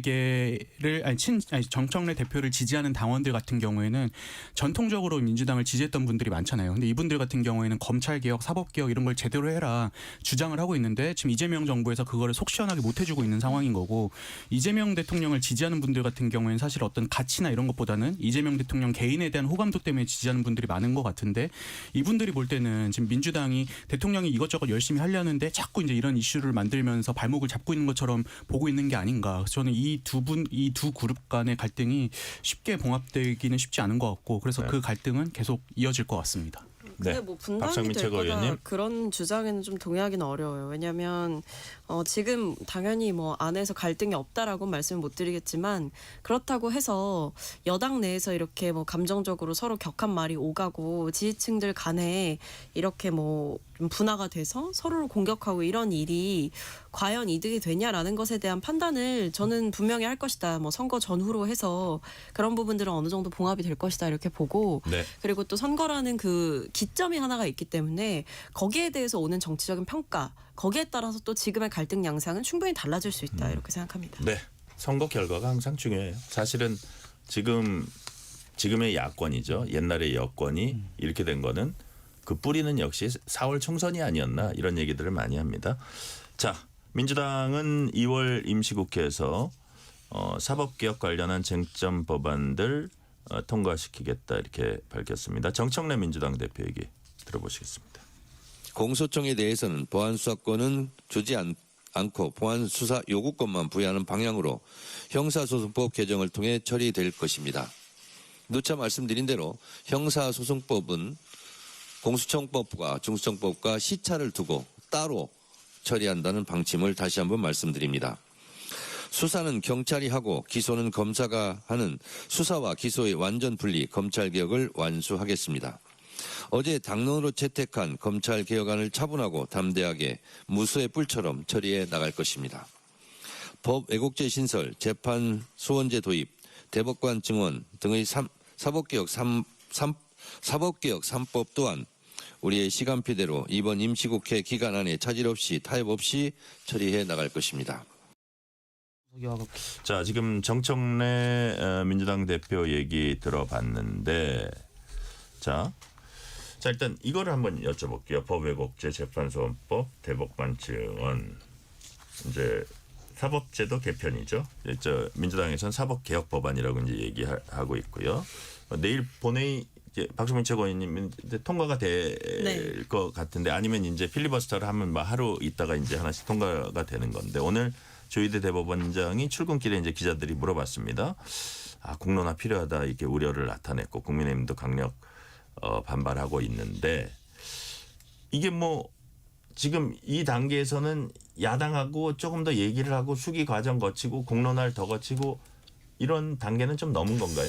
지나왔다고 봐야죠. 그래요? 왜냐하면 이제 사실 이거 통과시키겠다라고 얘기했던 게 좀 됐어요. 몇 달 된 얘기고 그리고 뭐 공청회라든지 여러 가지 이제 과정 그리고 뭐 심지어는 당청 간에 좀 의견, 당정청 간에 좀 의견이 엇갈리는 부분 있지 않느냐 이런 거에 대해서도 교통 정리까지 다 지금 된 상황이거든요. 그래서 사실은 뭐 공소청 보안 수사권 부여 여부 정도 빼고는 이제 뭐 사법개혁과 관련한 그리고 뭐 중수청과 관련한 내용들이 다 좀 정리가 됐다. 이렇게 봐야 되는 거고 이 사법개혁안 같은 경우에도 이 지방선거 이전에 그리고 이번 본회의 때 좀 빠르게 통과를 시켜야 된다. 이런 얘기와 공감대는 계속 있어왔던 거라서 저는 뭐 충분한 논의가 있었고 뭐 법 왜곡죄도 심지어 뭐 수정안을 내내 만에 얘기가 있다가 원한 대로 간다. 얘기가 나왔고 뭐 증언도 원한 대로 간다. 이런 얘기가 다 이미 다 거친 내용입니다. 그래서 저는 통과가 예정되어 있고 그냥 뭐 필리버스터를 국민의힘이 하겠다 정도일 텐데 그게 뭐 아시겠지만 시간이 지나면 그거를 이제 해제할 수 있는 권한이 있기 때문에 뭐 절차대로 가지 않을까 싶습니다. 네, 결국 야당은 이제 필리버스터 할 가능성이 높은데 그러면서 이제 목소리를 내는 건데 아까 신조어 부대변인도 말씀하셨지만 야당에 대한 국민의 신뢰가 좀 높을 때 이게 좀 더 먹히는 거고 그런 건데 그런 부분에 약간 난점이 있고 자 어차피 여당은 하고 싶은 거 다 통과시키고 야당은 그냥 보고 있는 거거든요. 그럼에도 불구하고 이게 나중에 어떤 향후에 조금 국민들이 다시 자세히 보면 역풍을 맞을 수도 있다. 어떻게 보십니까? 저는 그렇게 될 가능성이 크다고 봅니다. 이것이 단순히 정치적 사안이어서 여야 간에 첨예하게 갈리는 문제가 아니라 사법부, 조희대 대법원장도 사법부 차원에서 이것은 굉장히 위헌적인 요소가 다분하다 이렇게 밝히고 있는 문제 아니겠습니까? 기본적으로 이렇게 하려고 하다 보면은 헌법을 또 뜯어 고쳐야 될 사항도 존재할 수가 있다. 그렇기 때문에 이것이 또 다른 법적인 절차를 밟게 되면 민주당이 일방적으로 통과시킨 안 자체가 막힐 가능성도 전 있다고 봅니다. 근데 지금 좀 민주당이 이 지점에서 돌아봐야 될 것이 최소한의 의견을 수렴하는 절차를 거쳤다면은 이렇게까지 반발이 안 일어났을 것 같아요. 네. 최소한도로 국회 내에서 사개특위라도 발족을 시켜서 다양한 의견을 들으려고 하고 야권 인사들의 목소리도 들으면서 국회 절차를 일방적으로 통과시켰다면 이렇게까지 안 벌어졌을 텐데 지금 사개특위도 열지 않았단 말이죠. 뭐 네. 공청회 말씀하셨는데 사법부에서 어떠한 사법 개혁안에 대한 입장을 갖고 있는지 그것도 들으려고 하지 않고 본인들이 일방적으로 통과를 시키려고 하다 보면은 결국에 나중에는 국민들께서 이 법안들 자체가 민주당이 본인들을 위한 정략적 목적에서 만든 법이구나. 그리고 그렇게 하다 보면 이 사법 질서 자체가 무너지는구나. 형해야 되는구나라는 것을 몸소 체감하실 것이기 때문에 네. 지금이 아니더라도 향후에 시간이 흐른다면 민주당을 향한 역풍이 나중에라도 거세게 일어날 수 있다고 좀 봅니다. 네. 시간 관계상 요 질문은 이동수 대표께만 드릴게요. 정청래 대표가 장동혁 대표에게 충남 대전 행정통합 관련 양자회담 제안했습니다. 자, 이제 지금 현직 지자체 광역지자체장인 뭐 충남 그다음에 대전 이쪽 시장 이렇게 이제 반발을 하고 있는데 어떻게 절충 과정을 거칠 여지가 좀 있다고 보세요? 이 대답은 좀 짤막하게. 뭐 여지 예. 있을 것도 같은데요. 근데 네. 제가 이걸 보면서 어떤 걸 느꼈냐면은 여권에서 지금 장동혁 대표 아껴 먹는 것 같은 그런 느낌이에요. 왜냐하면은 지금 이 정청래 대표가 그동안은 장동혁 대표를 당 대표로서 막 인정하지 않는 모습들을 많이 보여줬잖아요. 네. 근데 이런 식으로 당 왜 대표로 갑자기 양자회담을 네, 제안했을까요? 양자회담도 제안하고 실제 예. 또 이제 얼마 전에 이재명 대통령 같은 경우에는 장동혁 대표와 그 부동산 문제를 놓고 소셜 미디어로 설전을 벌이기도 했잖아요. 네네. 이게 이제 저는 장동혁을 국민의힘 대표로 인정한다 약간 이런 의미가 아닌가라는 생각이거든요. 근데 이제 이거는 장동혁 대표가 국민의힘 대표로 있어야 좀 여권에 유리하다는 계산이 깔린 게 아닌가 저는 그렇게 보고 있습니다. 네. 대화의 파트너로 인정하는 듯한 모습인데 이것도 대화의 파트너로 얘기를 하면은 전국적으로는 여당이 더 유리한 국면으로 갈 것이다. 이런 보관이 있는 것 같다고 이제 말씀해 주셨고요. 자, 이 질문을 한번 드려볼게요. 김민호 전 산림청장이 본인이 이제 선언했다고 해야 되나요? 산불 조심 기간에 음주운전 사고를 내서 직권 면직됐습니다. 와, 진짜 그 화면을 보니까 정말 위험하던데. 야, 그분은 저기 횡단보도 건너다가 정말 정말 큰일 날 뻔한 분 있잖아요. 보행자. 네. 횡단보도 건너면서 진짜 그거 보면 안 되겠더라고요. 제가 보니까 이게 핸드폰. 네. 근데 핸드폰을 보다가도 피해 이분은. 그래가지고 너무 그 자체는 다행이던데 사실 저기 김인호 전 산림청장 이게 임명될 때부터 말 많았죠. 현지 누나의 그 인맥이니 뭐 이런 그 야당에선 그런 주장을 했었는데 그래서 야당에서는 청와대 측에서 좀 이게 입장 내야 되는 거 아니냐 사과 이런 저기 야당 주장은 어떻게 보세요, 박성민 최고위원? 근데 일단은 여기에 대해서 청와대가 감싼 것도 아니고 바로 이제 경질하고 정말 엄중하게 이 사태를 바라보고 있다라고 이제 따끔하게 질책을 하고 바로 직권면직 시키지 않았습니까? 깔끔하게 정리됐다. 네, 깔끔하게 정리한 상황에서 굳이 인사를 어떻게 임명했으며 그 과정에서 뭐가 문제였으며 이렇게까지 올라가는 것은 맞지 않다. 그거는 사실 결과론적 해석인 거라고 보고요. 누가 어떻게 어떤 절차로 임명됐든지 간에 그 누구라도 음주운전으로 이런 사고를 일으키면 그냥 바로 잘리는 거고 그건 그 사람이 잘못한 거죠. 그래요. 거기에 대해서 적절한 조치를 청와대가 취했다라고 한다면 저는 그 이상의 만약에 청와대가 감싼다. 혹은 면직을 시켜야 된다 안 시킨다 이런 문제겠지만 이 상황에서 빠르게 경질을 했기 때문에 입장도 강경하게 냈기 때문에 저는 그 이상의 것을 요구하는 것은 의도가 있는 공세다라고 봅니다. 처음에 이제 될 때 이분이 특이했던 게 셀프 추천해가지고 사람들 이제 이목을 끌었던 측면도 있는데 자 어쨌든 6개월 만에 경질되는 과정은 또 전혀 생각지 못했던 의외의 과정이었습니다. 이동수 대표님 어떻게 예, 보셨어요? 우리나라 정치가 기본적으로 엽관주의 형태를 띠고 있잖아요. 네. 대통령 선거에서 이기면은 각종 뭐 공직이라든지 아니면 공공기관의 이제 장들을 대통령이나 이 캠프에서 다 이제 임명을 하는데 저는 뭐 그런 절차는 있을 수 있다고 생각을 합니다. 그래서 뭐 임명 자체가 문제라고 생각하진 않는데요. 근데 이제 지금 이분이 이제 음주운전을 했는데 다행히 막 버스랑 승용차를 들이받긴 했는데 부상자는 없다고 해요. 네네. 그래서 다행이긴 한데 뭐 음주운전 한 거 자체가 잘못이죠. 그래서 저는 뭐 이거를 빠르게 이제 경질한 거는 뭐 청와대가 잘한 결정이다 이렇게 말씀드리고 네, 싶습니다. 빠른 결정은 그나마 다행이다. 자, 신지호 부대변님 어떻게 평가하십니까? 이게 처음에 산림청장을 경질했다라고 하면서 음주운전 때문에 경질한다 이런 얘기를 안 했습니다. 중대한 법 위반이 있었다 이런 얘기를 했어요. 예. 저는 거기에서 청와대가 좀 당혹스러웠을 것이다.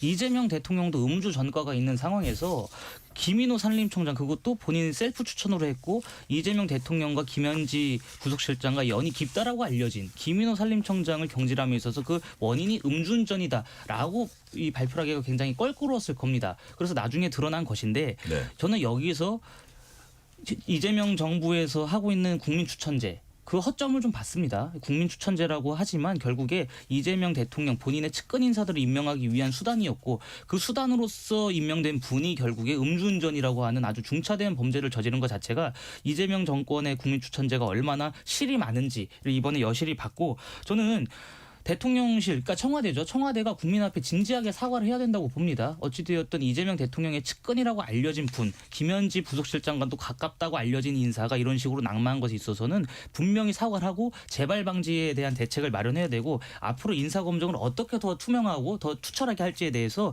국민께 설명을 드려야 될 문제라고 봅니다. 네, 오늘 말씀은 여기까지 듣겠습니다. 지금까지 박성민 전 민주당 최고위원, 신지호 전 국민의힘 부대변인, 이동수 세대정치연구소 대표였습니다. 오늘 말씀 감사합니다. 감사합니다.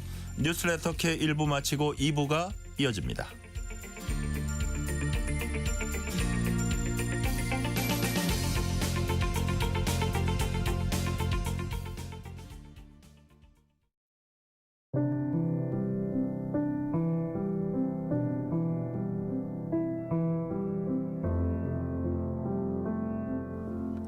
KBS 라디오 연중기획 희망충전 대한민국 679번째 이야기. 안녕하세요. 아나운서 유지원입니다. 19살 영신이는 할머니가 세상의 전부입니다. 어릴 적 부모님의 이혼 후 외할머니와 단둘이 살아온 영신이. 하지만 요즘 들어 할머니의 건강이 약해지면서 영신이 마음도 초조하기만 한데요. 심한 당뇨로 저혈당 쇼크가 온 할머니는 이미 몇 번이나 생사의 고비를 넘겼습니다. 비좁은 원룸에서 간병과 살림, 취업까지 준비하고 있는 영신이 감당하기 어려운 현실의 벽 앞에 꿈은 잠시 멈춰서 있는데요. 영신이의 바람은 단 하나, 사랑하는 할머니와 조금 더 오래 함께 사는 것. 영신이와 할머니가 불안이 아닌 희망을 마주할 수 있도록 여러분이 두 손을 꼭 잡아주세요.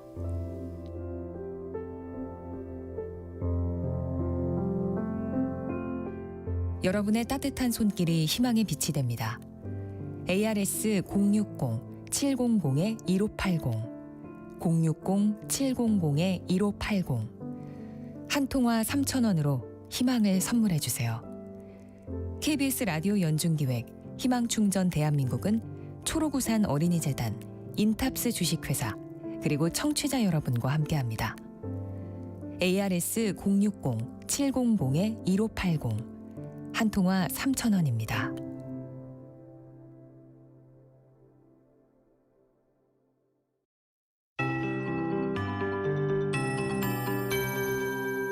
KBS 58분 날씨. 현재 서울과 일부 경기 내륙 그리고 충북 그밖에 동쪽 대부분 지역에 건조특보가 내려져 있습니다. 내일 오전까지 동해안과 강원산지, 경상권 등 동쪽 지역으로 매우 건조하고 대기 상태가 좋지 않습니다. 산불이 빈번히 발생하고 있는데요. 대기 상태가 그럴 만한 충분 조건이 되기 때문에 더욱 조심하셔야겠습니다. 위험 요소 중에 다른 하나는 강풍입니다. 오늘 전국 대부분 지역에 바람이 강하게 불겠고요. 내일과 모레 사이에는 내일은 또 남부지방 위주로 바람이 강하겠습니다. 산지 쪽에는 순간 최대 풍속이 초속 20m까지 나오겠고 또한 내일 오전부터는 제주도에 바람이 매우 강하게 불어서 강풍특보가 발표될 가능성이 높습니다.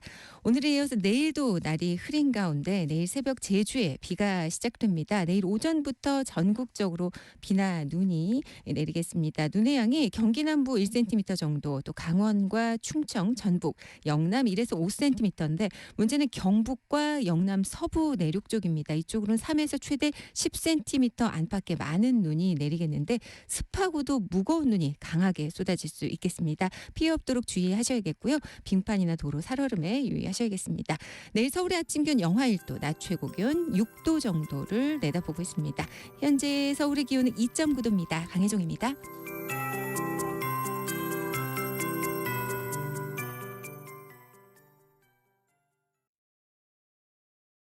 정성을 다하는 국민의 방송 KBS가 6시를 알려드립니다. AM 711kHz, FM 97.3MHz, KBS 1라디오입니다. HLKA.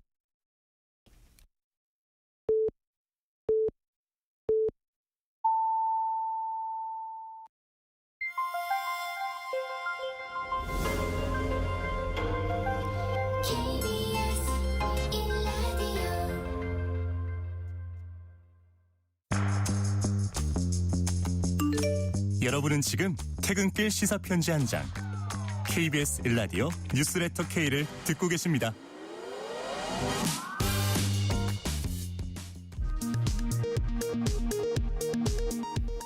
이 시각 라디오 정보센터 뉴스입니다. 이재명 대통령이 21년 만에 방한한 룰라 브라질 대통령과 청와대에서 정상회담을 가졌습니다. 두 정상은 양국 관계를 전략적 동반자 관계로 격상시키기로 하고 핵심 광물과 식량 안보, 방위 산업 등 다양한 분야에서 협력을 강화하기로 했습니다. 6.3 지방선거가 100일 앞으로 다가온 가운데 더불어민주당은 이번 선거로 윤어게인 내란 세력을 심판하겠다면서 법 왜곡죄 등 각종 개혁 법안의 신속한 처리 방침을 밝혔습니다. 국민의힘은 관세와 안보, 고용 문제부터 해결하려며 여당이 내일 법안 강행 처리에 나선다면 모든 수단을 동원하겠다고 밝혔습니다.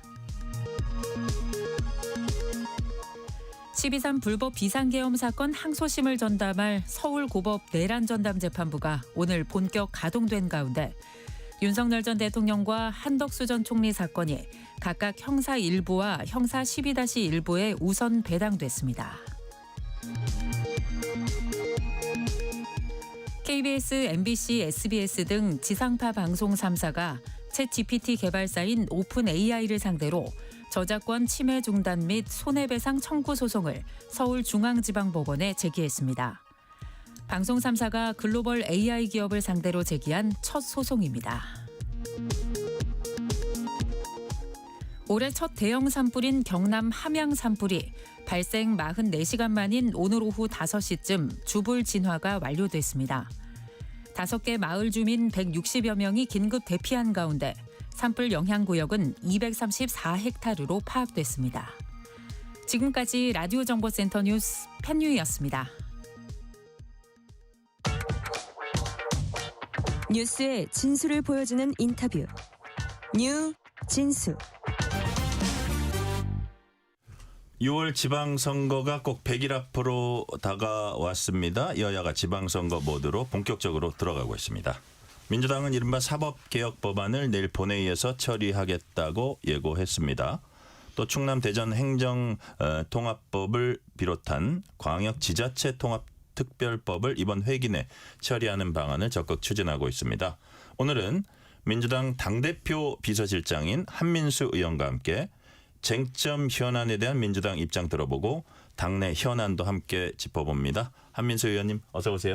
안녕하세요. 서울 강북을 국회의원 한민수입니다. 이런 얘기 좀 드려도 되나 모르겠는데 네. 우리가 같이 국회에서 기자 생활할 때하고 그렇습니다. 아니, 더 멋있어진 것 같아요. 지금 국회의원이 좋은 거예요? 무슨요. 지금 눈 보십시오. 쌍꺼풀이 3줄 됐습니다. 아니 이게 약간 이제 낯빛이 더 좋아 보이고요. 아이고. 아마 엄청 바쁘실 거예요. 오랜만에 뵈니까 우리 정종철 앵커가 칭찬해 준 걸 알겠습니다. 아유, 진짜로 이렇게 더 잘생겨 보이시고 아유. 뭐 엄청나게 당대표 비서실장이라는 게 여기저기서 전화도 엄청 받을 텐데 또 저희에게 또 이 귀한 시간을 내주셔서 저희가 좀 궁금한 거 여쭤볼게요. 고맙습니다. 자, 지방선거 꼭 100일 남았습니다. 여당 대표 실시간 보좌하시는 비서실장으로서 이번 지방선거는 어떤 의미의 선거라고 평가하고 계십니까? 일단 지난해 6월 3일 날 이제 조기 대선이었죠. 윤석열 전 대통령이 이제 파면된 다음에 치러지는 데서 우리 이재명 대통령님이 당선되시고 이제 이번 6월 3일 날짜도 공교롭게 같습니다. 네네. 같은데요. 6월 3일 지방선거는 전국 단위의 선거가 이재명 정부 출범하고 처음 치러지게 됩니다. 네. 그래서 모든 선거가 다 중요하겠습니다마는 이번 선거는 지금 우리 보수가 됐던 누가 됐던 우리 대통령님 일 잘한다는 얘기는 많이 하지 않습니까? 그렇기 때문에 이재명 정부 성공으로 가는 길에 있어서 결정적인 또 모멘텀이 저는 될 거라고 봅니다. 그래서 우리 민주당에서는 반드시 압승을 해야 된다. 이런 각오를 가지고 임하고 있습니다. 네, 반드시 압승을 해야 된다. 이재명 대통령 성공을 위한 아주 중요한 길목이다. 그렇기 때문에 압승해야 된다 말씀하셨고요. 민주당이 오늘 광역단체장 후보 면접도 이제 진행을 했고요. 앞서서 이제 주말이었나요? 조승래 사무총장이 윤석열 정부 출범 직후 당선된 국민의힘 소속 광역단체장 8명. 보니까 인천, 대전, 충남, 충북, 세종, 강원, 경남, 울산. 윤석열 퀴즈다. 이들을 퇴출하는 게 선거의 목표다. 예. 자. 8곳을 콕 집은 뭐 배경이랄까요? 윤석열 퀴즈라는 개념을 들고 나온 어떤 배경이 있을 것 같아요. 근데 이제 물론 지금 이제 8군데를 우리 사무총장이 말씀하셨는데 네.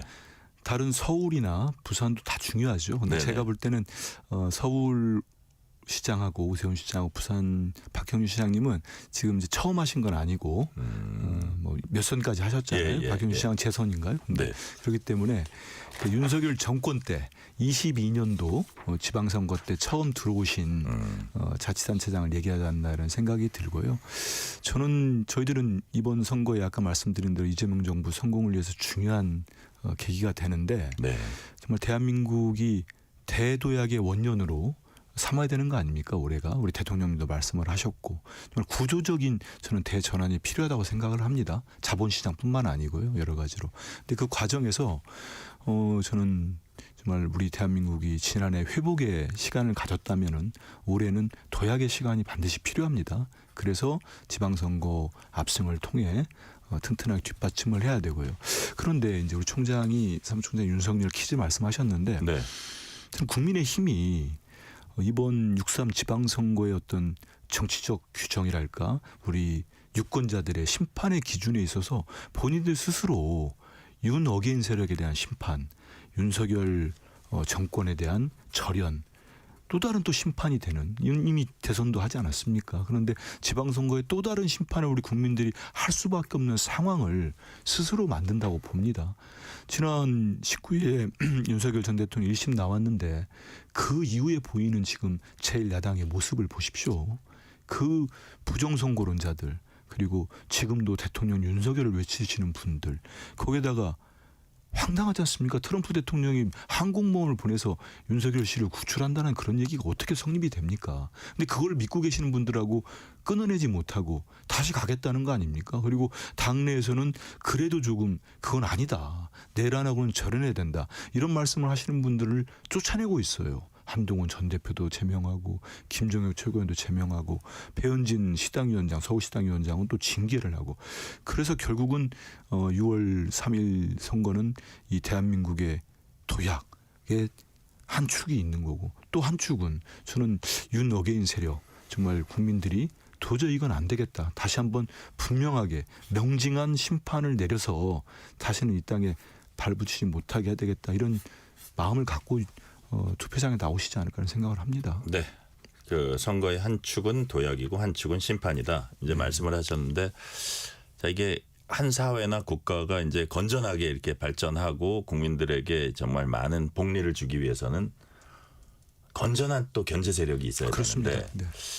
자 어떻게 보면 제1야당이 이렇게 자중질환하고 지리멸렬하고 이런 모습을 보면 속으로 웃으십니까? 아니면 아니, 이거는 저는 큰 문제라고 보십니까? 저는 그렇지 않습니다. 예, 진짜 저도 국가적으로 봤을 때. 맞습니다. 저도 예. 이제 기자도 아시는 것처럼 오래 해고를 했는데 그런 질문을 가끔 하십니다. 예. 뭐 좋지 않냐고. 근데 그렇지 않습니다. 왜냐하면은 말씀하신 것처럼 여야가 건전하게 양축에 뭐 새로 따지면 양 날개입니다. 네. 근데 한쪽 날개가 거의 뭐 정말 이제는 기능을 못할 정도가 되면요, 그건 좋지 않다고 봅니다. 정치권에서 그렇습니다. 저희들이 어떤 개혁 입법하고 민생 입법을 하지 않습니까? 근데 최근에는 이제 국민의힘 지지자나 의원들이 들으시면 좀 섭섭할지 몰라도 저는 가끔 놀라는 게 이번에 가면요, 자기들이 발의한 법입니다. 그리고 상임위에서 합의를 했습니다. 이미 여야 간에 다 합의해서 다 통과시켰거든요.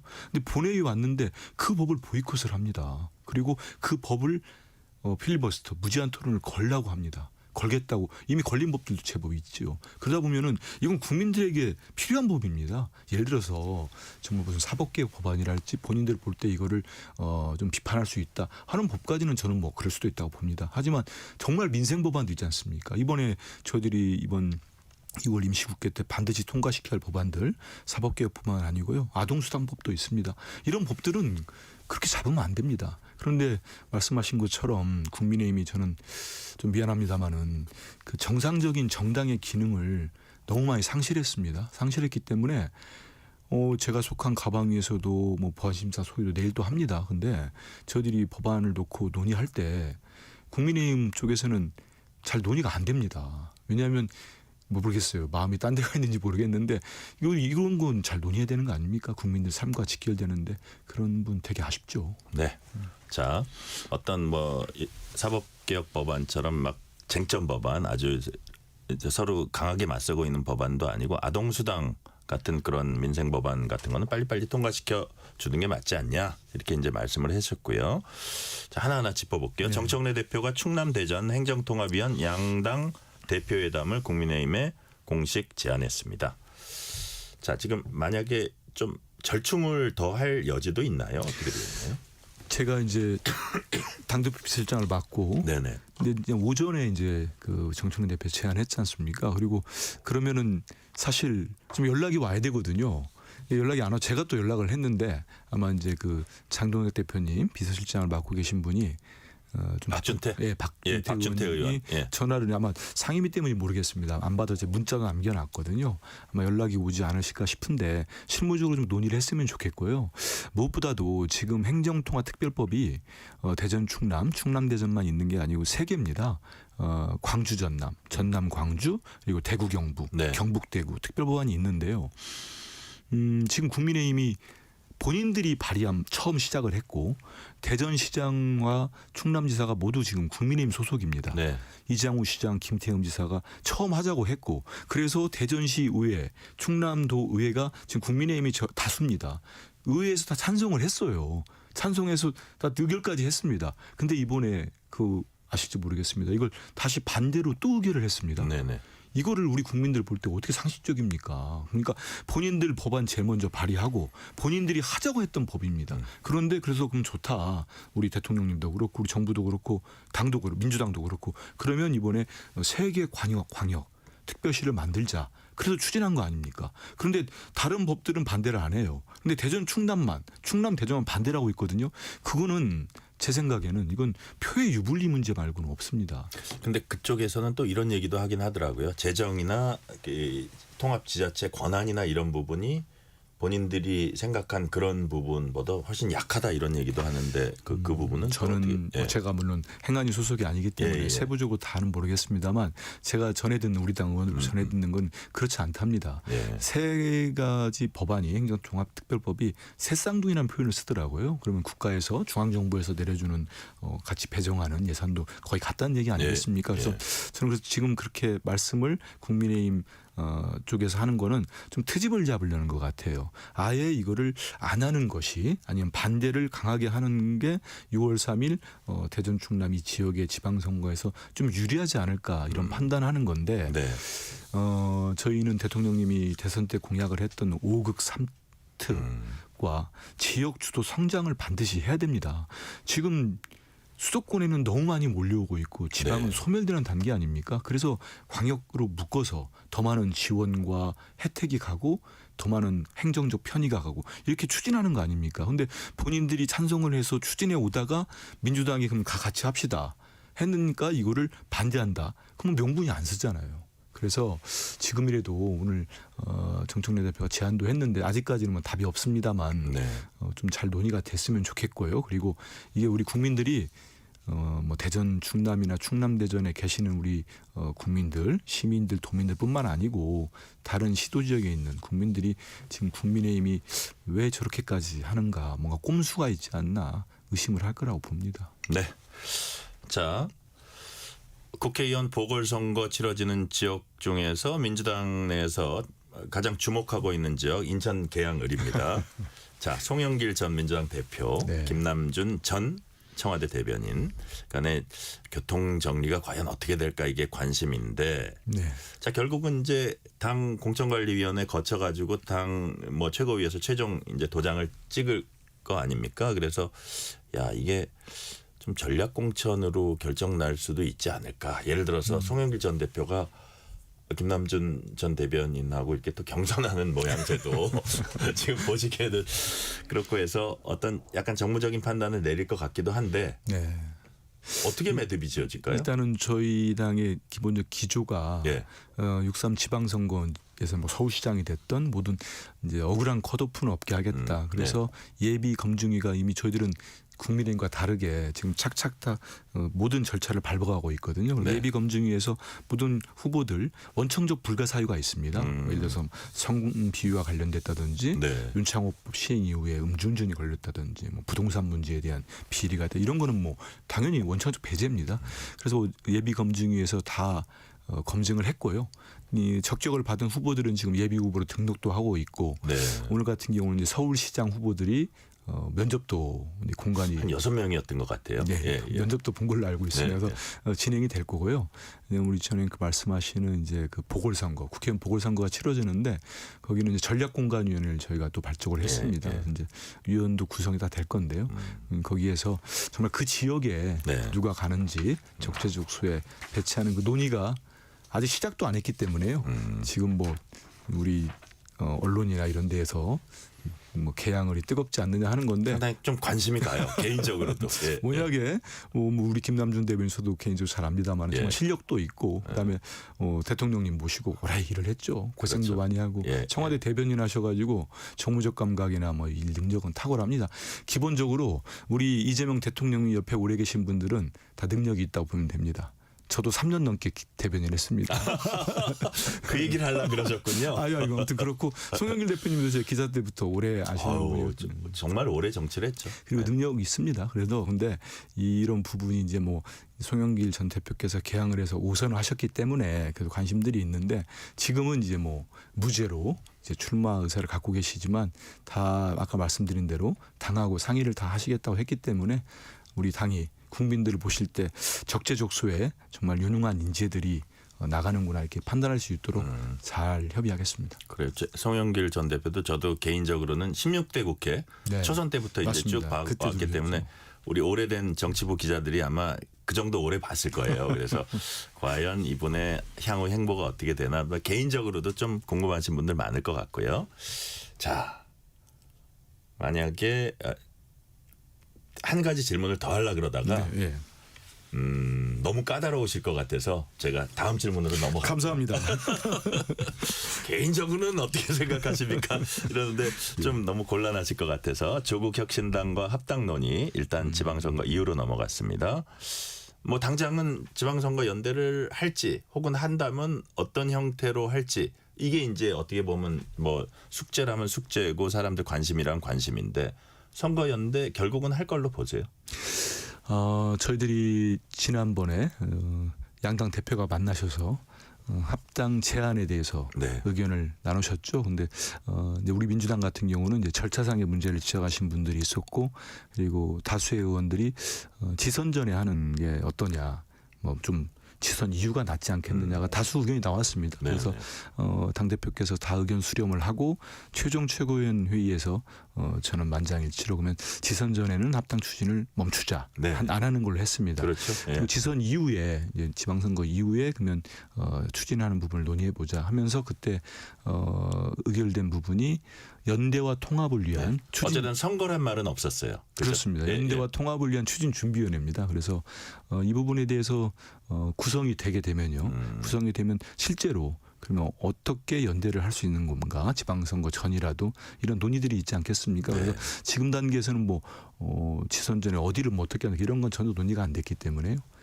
저희들은 처음에도 말씀드린 것처럼 이재명 정부 성공을 위한 지방선거 압승을 위해서는 필요한 일들은 힘을 합칠 부분이 있다면 논의를 할 필요가 있다. 네. 이런 정도로 생각하시면 될 것 같고요. 우리 당의 자체적인 공천 과정들은 예. 차질 없이 다 진행될 겁니다. 그래요. 네. 자 이제 그 당대표 비서실장 맡고 계시니까 뭐라 그럴까요?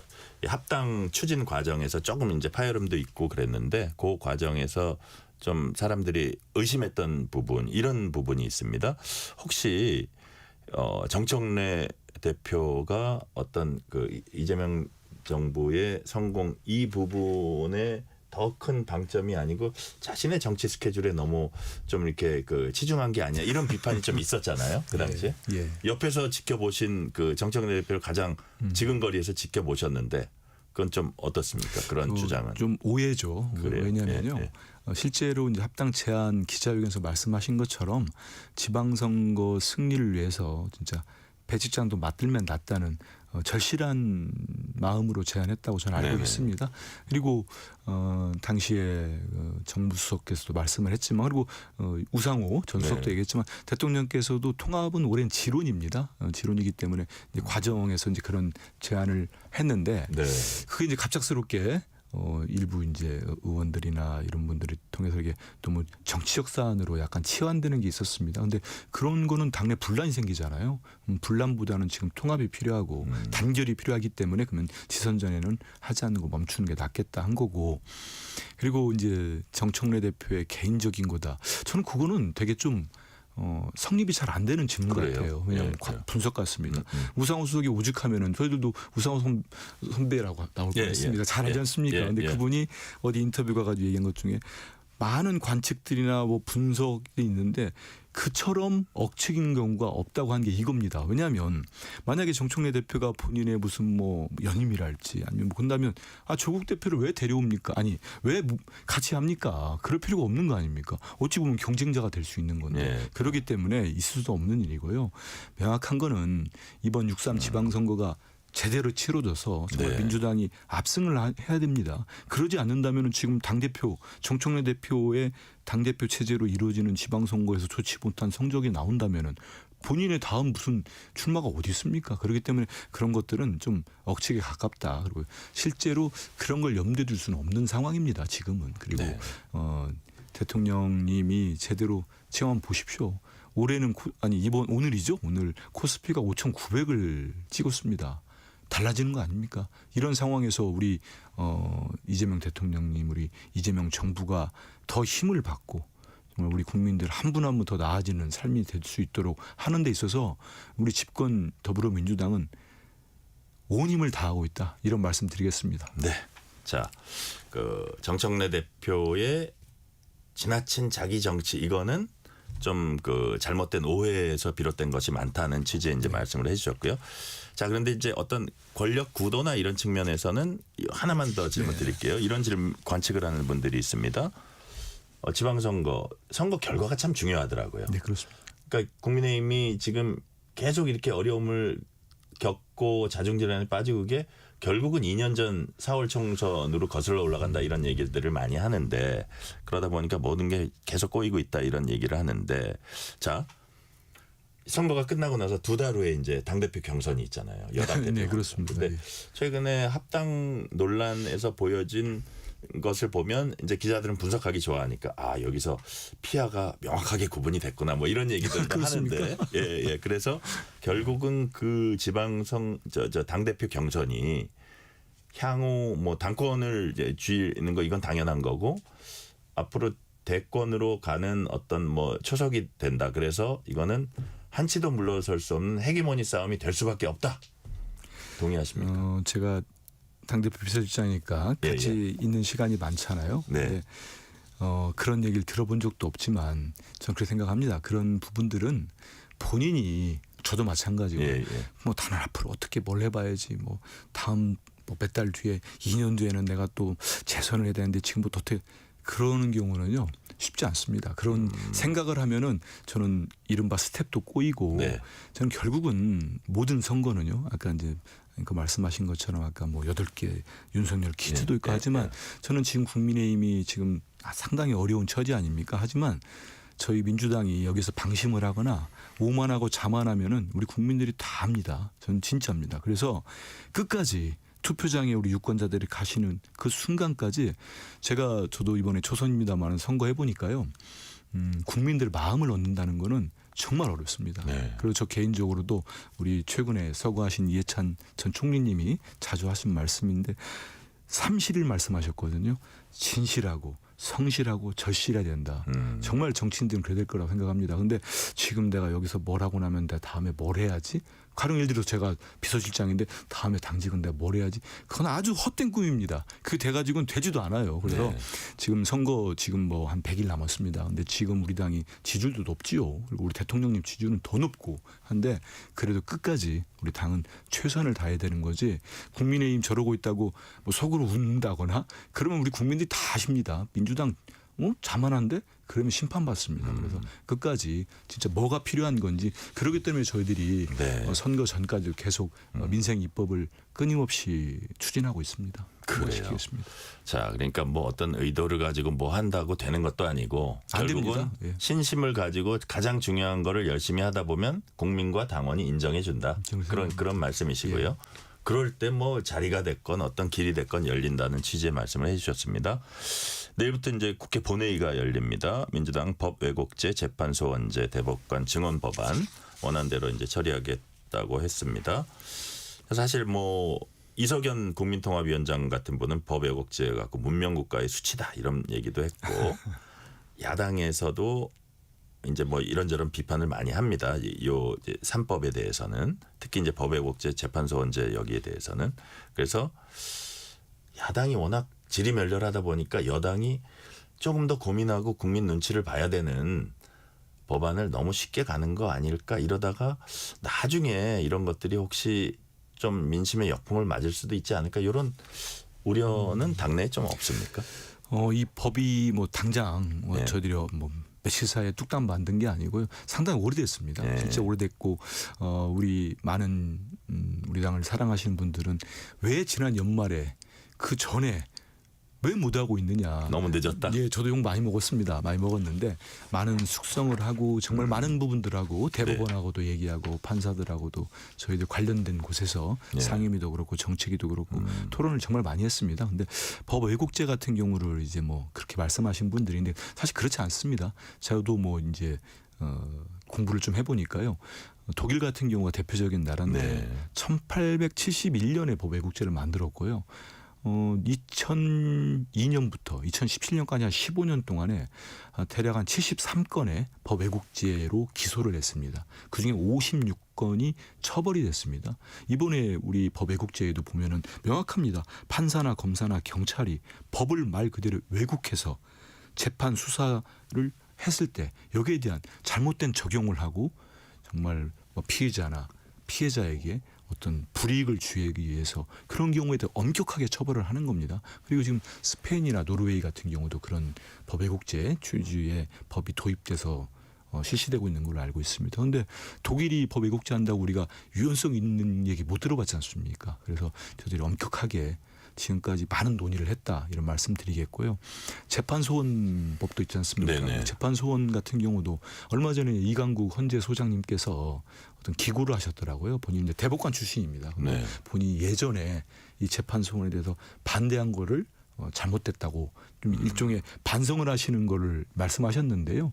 이것도 되게 엄격합니다. 저희들이 무슨 집권당이 법을 만드는데 뭐 이게 무슨 국민의힘이나 일부 반대하시는 것처럼 사심제 그렇지 않습니다. 명확하게 국민의 기본권이 침해됐을 경우를 다 전제가 들어갑니다. 그리고 헌법재판소에 대한 법을 위반했을 때 그리고 헌법과 법률을 명확하게 위반한 경우 이게 철저하게 따지기 때문에 헌재에서도 찬성을 하지 않습니까? 그런데 이게 올라온다고 해서 뭐 업무가 늘어날 거다? 또 그렇지도 않다는 거예요. 그쪽 분들 말씀을 들어보니까 대부분이 전원회의로 넘어가기 전에 다 기각된다. 그래서 실제로 초반에는 좀 몰릴 수 있지만 다 정리가 될 거다는 얘기하는 거고요. 대법관 증언은 뭐 예전에 지금의 야당도 찬성하신 분들 많았지 않습니까? 그렇기 때문에 그것도 공포 뒤 2년 뒤입니다. 2년 뒤고 1년에 4분씩 3년이 되기 때문에 이게 무슨 뭐 이재명 대통령님을 위한 거다. 그건 아니잖아요. 다양한 대법관들이 구성이 되면 우리 국민들 모두가 이익이 되는 겁니다. 전 그래서 이런 거 반대할 때 이런 얘기 가끔 하거든요. 우리 김대중 전 대통령님이 직선제 개헌을 1987년도 뭐 주장하셨잖아요. 네네. 그게 거기에 대해서 김대중 너만 좋은 거지 하면은 답이 안 나오는 겁니다. 그렇지 않아요. 모든 대한민국 국민이 지금 대통령 직선제 된 뒤로 내 손으로 내가 대통령 뽑는 거 아닙니까? 그럼 모두의 공익적인 측면이 있는 거죠. 그래서 이번 3법에 대해서도 야당에서도 국민의힘이죠. 이런 부분이 좀 그렇다면은 지금 논의 과정에서 충분히 얘기가 됐었을 거예요. 그런데 이분들이 그냥 참여를 아예 안 하거나 반대부터 시작을 하니까 그런 문제가 있었다는 말씀드리고 이 재판 소원도 그렇고 법 왜곡죄도 그렇고 대법관 증언 문제도 많은 논의가 됐고 성숙이 됐다. 그래서 이번에 통과를 시켜서 우리 국민들께 실제로 법리적 측면에서 이익도 드리고 기본권도 더 보장해 드리는데 도움이 될 것이라 보고 있습니다. 네. 자, 이게 어떤 사법 체계를 흔들거나 재판이나 수사를 위축을 시키거나 보다는 긍정적인 측면이 훨씬 더 많다는 취지로 이제 말씀해 주셨고요. 자, 이제 이재명 대통령 공소 취소 및 국정조사 위한 모임 한 100명 넘게 이제 이름을 올렸는데 일각에선 와 이렇게 대놓고 공소 취소를 막 자랑하듯이 해도 되나 이런 비판도 또 있어요. 이게 이제 저는 이제 본질적인 문제를 좀 보면은 저는 이재명 대통령님처럼 야당 대표 시절도 그렇고 물론 뭐 여기 대해서도 뭐 아니라고 하신 분도 좀 있겠죠. 저는 뭐 윤어게인 세력은 그럴 거라 봅니다. 하지만 전임 대통령이 결국 12.3 내란으로 이제 파면이 됐지만 여러 가지 그 실정이 많았지 않습니까? 뭐 김건희 여사에 대한 특검법을 계속 거부한다든지 이런 것들도 최혜병권도 거부하고 특검에 대해서 했는데 저는 그 못지않게 결정적인 잘못된 부분이 저는 검찰 권력을 사적으로 사용했다고 봅니다. 결국은 본인의 정적 그리고 본인이 싫은 사람들 죽이기 위해서 제거하기 위해서 저는 무지막지하게 기소권과 수사권을 남용했다고 봅니다. 지금 검찰청이 폐지되는 것도 저는 그 원죄가 있다고 보거든요. 전임 정권은 표적 수사, 조작 기소를 정말 이재명 대통령에 대한 거를 전 다 했다고 봅니다. 여기에 대해서는 전 바로잡을 필요가 있다고 봐요. 그래서 저희들이 이제 그 모임을 만들었는데요. 거기에서는 국정조사를 또 추진을 할 겁니다. 그래서 이게 보실 때는 뭐 이재명 대통령 혼자만을 저 그렇게 보지 않습니다. 법이라는 거는 그리고 검찰 권력이라는 것도 그렇고 기소 수사 모두 우리 전 국민이 상대가 되는 겁니다. 그래서 잘못된 부분은 바로잡는 게 맞다 이렇게 보고 있고요. 뭐 너무 과도하게 걱정 안 하셔도 됩니다. 네. 자, 시간 관계상 마지막 질문 짧게 드릴게요. 내일 강선우 의원에 대한 체포동의안 표결 예정돼 있습니다. 민주당 입장은 어떠신지 이게 체포동의안 민주당 내 표심은 어디로 갈 걸로 보십니까? 뭐 이걸 가지고 서로 얘기를 한 적은 없어서요. 뭐 저는 뭐 제 마음으로 결정을 했습니다. 했는데 저희들이 이걸 당론으로 정하거나 그러지는 않고 이전에도 체포동의안건이 있을 때는 의원들께서 자율적으로 투표를 해왔습니다. 아마 내일도 그렇게 진행되지 않을까 싶고요. 그러면 뭐 이제 법무장관이 거기에 대한 설명도 하실 거고 거기에 맞춰서 본인들이 다 결정할 걸로 보고 있습니다. 네, 알겠습니다. 내일 자율투표 결정 한번 지켜보시기 바라고요. 오늘 말씀은 여기까지 듣겠습니다. 지금까지 한민수 민주당 의원이었습니다. 오늘 말씀 감사합니다. 고맙습니다. 편지 왔습니다. 퇴근길 지친 당신에게 힘이 되는 뉴스를 전해드립니다. 매일 저녁 당신과 함께 읽는 세상 이야기 KBS 1라디오 뉴스레터 K.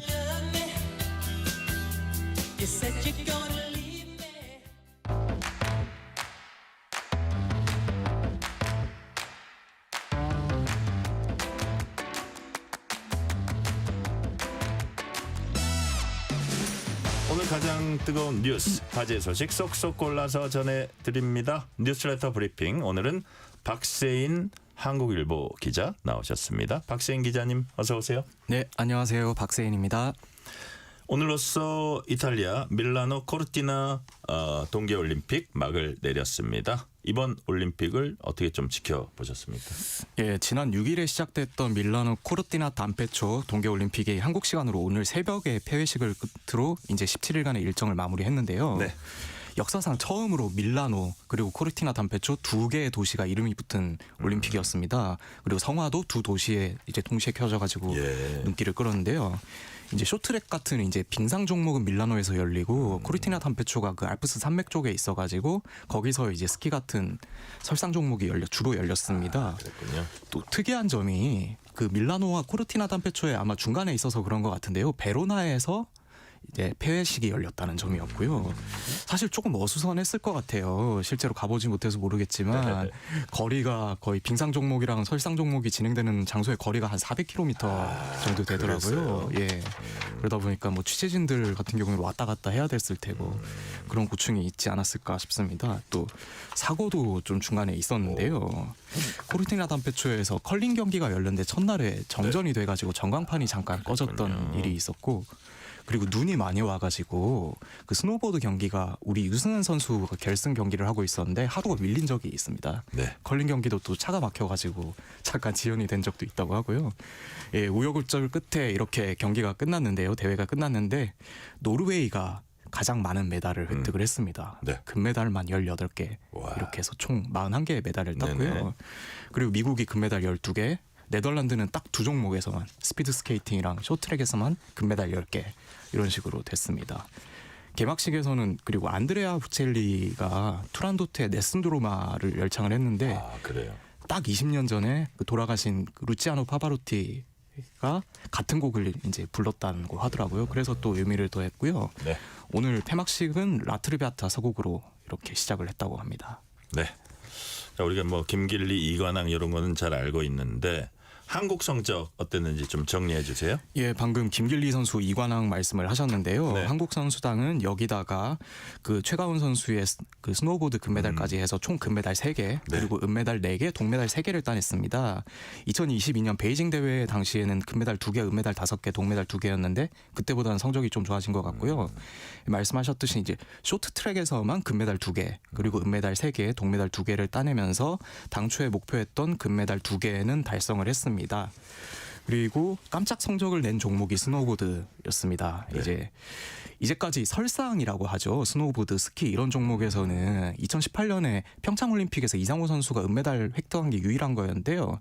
이번에는 최가훈 선수가 금메달, 김상겸 선수가 은메달, 유승은 선수가 또 동메달 이렇게 각각 하나씩 따내가지고 깜짝 성적을 기대하지 않았던 그런 성적을 냈습니다. 그리고 스피드 스케이팅 같은 경우는 사실 매년 이제 매 대회마다 이제 메달을 따왔었는데 이번에는 처음으로 메달을 따지 못해가지고 좀 아쉬움을 남겼고요. 차준환 선수 같은 경우에는 이제 피겨 남자에서 4위를 기록하면서 역대 메달은 따지 못했지만 역대 최고 성적을 기록했다고 평가할 수 있을 것 같습니다. 네. 자, 근데 아까 박 기자 잠시 지나가면서 얘기를 했는데 이번 올림픽 유난히 분위기가 나지 않는다 이런 얘기들 많이 하더라고요. 어떤 문제가 있었습니까? 예, 전반적으로 좀 분위기가 좀 많이 나지 않는다 이런 평가가 있었는데요. 아무래도 우리 국민들이 시청하기 좀 어려운 시간, 이제 밤 늦게 아니면 새벽 일찍 뭐 이런 시간에 주요 메달 나오는 경기 같은 것들이 이루어지다 보니까 시차 때문에요. 그래서 그런 적도 있었고, 그리고 JTBC 한 군데서만 이제 방송을 하다 보니까는 그 보통 올림픽 같은 경우에는 뭐 MBC, KBS 그리고 SBS 이런 데서 이제 이 경쟁적으로 이제 방송을 하면서 막 유명한 스타들도 불러오고 해가지고 이렇게 시청률 경쟁을 하잖아요. 그런 게 하나도 없었다는 게 좀 아쉬웠습니다. 실제로 올림픽 개막식 시청률이 1.8%밖에 안 됐다고 해요. 물론 시간이 문제였던 거기도 하지만 이제 평창 올림픽은 44.6%가 나왔고요. 시간 문제라고 하더라도 파리 올림픽도 3%는 나왔거든요. 그런데도 그것도 이제 못 미쳤다는 거는 되게 대단히 관심이 떨어졌다. 이렇게 볼 수 있고요. 그리고 또 문제가 있었던 게 사실 논란이 됐던 게 최가운 선수가 금메달을 따는 장면이 생중계가 되지가 않았어요. 그래요. 그 시간에 쇼트트랙 중계를 같이 하고 있었어 가지고 생중계는 됐는데 JTBC 본 채널에서 생중계가 아니라 JTBC 스포츠 채널이라고 유료 채널에서 이제 스포츠 이제 중계가 돼 가지고 예, 많은 팬들이 좀 그거를 보지 못했던 아쉬움이 있었습니다. 네, 국세청이 어제 부동산 유튜버를 포함한 16개 유튜브 사업자에 대한 세무조사에 나섰다 이렇게 밝혔습니다. 이번 세무조사를 하게 된 배경은 어디에 있을까요? 예, 국세청이 어제 밝힌 것은 일부 유튜버들이 왜곡된 사실을 유포해서 타인의 삶을 망가뜨리거나 시청자들의 혼란에 빠뜨린다. 그리고 여러 편법을 동원해서 납세 의무를 외면하고 있다. 이렇게 설명을 했거든요. 그래서 이제 악성 사이버 해커라고 하죠. 보통 이제 뭐 신문 기사 같은 것도 이제 허위 정보 같은 것들을 퍼나르는 이런 유튜버들 3개, 그리고 부동산 세무 관련 유튜버 7개, 그리고 허위 콘텐츠, 부적절 콘텐츠를 이제 내보내는 유튜버 6개, 이렇게 총 16개 사업자에 대한 세무조사를 착수를 했습니다. 특히 이제 부동산 유튜버에 대해서 이제 이야기가 많이 나왔는데요. 네. 이제 부동산 유튜버들이 이제 영끌만이 유일한 생존 전략이다. 이런 식으로 이제 시장의 흐름을 좀 오도했다. 이렇게 설명을 했고요. 그래서 시청자들이 합리적 판단의 여지를 좁혔다. 그래서 비이성적으로 이제 패닉바잉, 포모라고 하죠. 이런 식으로 끌고 가가지고 부동산 시장을 왜곡시킨 거 아니냐 이렇게 지적을 했습니다. 그리고 이 사람들이 어떻게 탈세를 했느냐 보면은 부동산 유튜버 한 사람은 이제 구독료와 강의료 수입에 이제 적용되는 이제 소득세, 그러니까 이제 소득을 많이 벌면 세금이 누진이 되니까요. 네. 이거를 이제 자신의 가족 배우자의 계좌로 이제 분산으로 받아가지고 누진세를 피하려고 했고요. 그리고 이제 투자 정보 제공 용역이라고 해가지고 이제 강의를 판다거나 이런 게 있는데 이거를 면세가 될 수 있는 잡지 구독료 출판을 하면 면세가 되니까요. 이런 걸로 위장 신고를 해가지고 또 세금을 아끼기도 했습니다. 그리고 거짓 세금 계산서를 발급하는 거는 뭐 기본이고요. 법인카드를 사적으로 사용해가지고 뭐 백화점 같은 데서 이렇게 쓴 것도 문제가 됐습니다. 그래요. 자, 유튜버에 대한 세무조사 좀 일반인들한테는 생소할 수도 있을 것 같은데 이게 과거에도 이런 게 있었나요? 예, 제가 예전에 국세청 담당을 할 때도 이 예. 세무조사 같은 이슈를 많이 봐왔는데요. 박성훈 국민의힘 의원이 작년에 국정감사 때 이렇게 통계를 내본 게 있는데 2019년부터 2024년까지 67명을 대상으로 세무조사를 해서 총 236억 원의 세금을 추징을 했다고 하고요. 올해는 이제 임강현 국세청장이 신년사에서 유튜버 탈세를 바로잡겠다 이렇게 직접 선언을 하기도 했습니다. 아무래도 이제 유튜브들이 규모가 커지고 그리고 이제 수입원이 다양하잖아요. 구글에서 들어오는 수익도 있고 그리고 후원을 받아가지고 광고를 내보내면서 받는 수익도 있고 그리고 시청자들이 이제 주는 돈도 있고 이거를 다 분산을 한다거나 아니면 신고를 안 한다거나 이런 방식으로 해서 이제 수익을 탈세를 하는 걸로 알려져 있습니다. 네. 방송인 박나래 씨가 이제 경찰에 출석해서 조사를 받았습니다. 자, 이 수사를 담당한 게 강남경찰서인데 강남경찰서 간부가 박나래 씨 대리인 역할을 해온 로펌에 합류했다고 합니다. 이거 괜찮은 건가요? 예, 사실은 이게 바로 정관 이유가 아닐까 싶은데요. 네네. 박나래 씨는 일단 지난 원래 12일에 경찰 조사를 받기로 했다가 20일에 경찰 조사를 받았고요. 뭐 거기에서 뭐 경찰 조사를 왜 연기를 했냐 이런 문제에 대해서는 뭐 답을 하지 않았는데 아마 여기에도 살짝 영향을 미치지 않았을까 하는 생각이 듭니다. 사실 이제 강남경찰서에서 형사과장이었다고 하더라고요. 네네. 이런 이제 정보를 많이 알 수 있는 고위직 간부가 퇴직을 한 뒤에 바로 이렇게 로펌으로 넘어간다는 건데요. 그래서 이제 경찰서에서 일을 하면서 이 수사가 어떻게 진행되고 있고 내부에서 이제 어떻게 수사를 할 건지에 대한 내용들이 다 공유가 됐을 거 아닙니까? 그거를 바탕으로 이제 내부의 정보 공유만 하는 것만 해도 문제가 될 수 있다 싶은데 사실은 일반 공무원들은 만약에 이제 정부 부처에 있는 뭐 과장급이나 국장급 이런 공무원들은 퇴직을 하고 나서 관련 기관이라거나 관련 기업에 가려면은 뭐 이제 공직자윤리위원회에서 심사를 받아야 되거든요. 그런데 이제 변호사가 로펌을 가는 거는 이거는 심사 대상이 아니라고 하더라고요. 사실 변호사, 그러니까 예를 들어서 경찰 신분이면서 변호사를 많거든요. 그렇죠. 그런 경우죠, 이게. 예, 그런 경우로 알고 있습니다. 네. 그래서 지금 박 기자 얘기한 대로 판검사 고위직 로펌 가면서 정관 예우 받고 막 이런 것들이 있었는데 자, 지금 이제 검찰 개혁이 진행되고 검찰이 이제 그 없어지게 돼 있으니까 경찰들, 예. 변호사 경찰들이 경찰관들이 좀 피해를 받는 그런 모양새다. 예, 맞습니다. 이런 얘기고요. 자, 오늘 말씀은 여기까지 듣겠습니다. 지금까지 한국일보 박세인 기자였습니다. 오늘 말씀 고맙습니다. 네, 고맙습니다.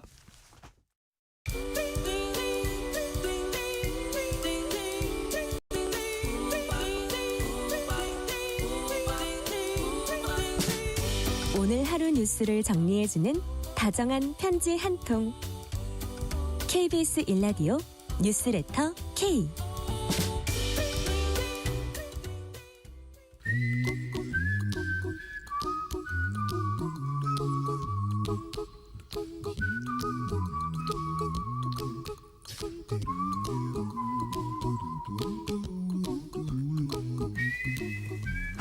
돈 걱정, 경제 걱정, 미래 걱정, Don't worry. 전문가와 함께 모든 경제 걱정 해소해 드리는 코너입니다. 오늘도 권혁중 경제평론가 나오셨습니다. 권혁중 평론가님 어서 오세요. 네, 안녕하십니까.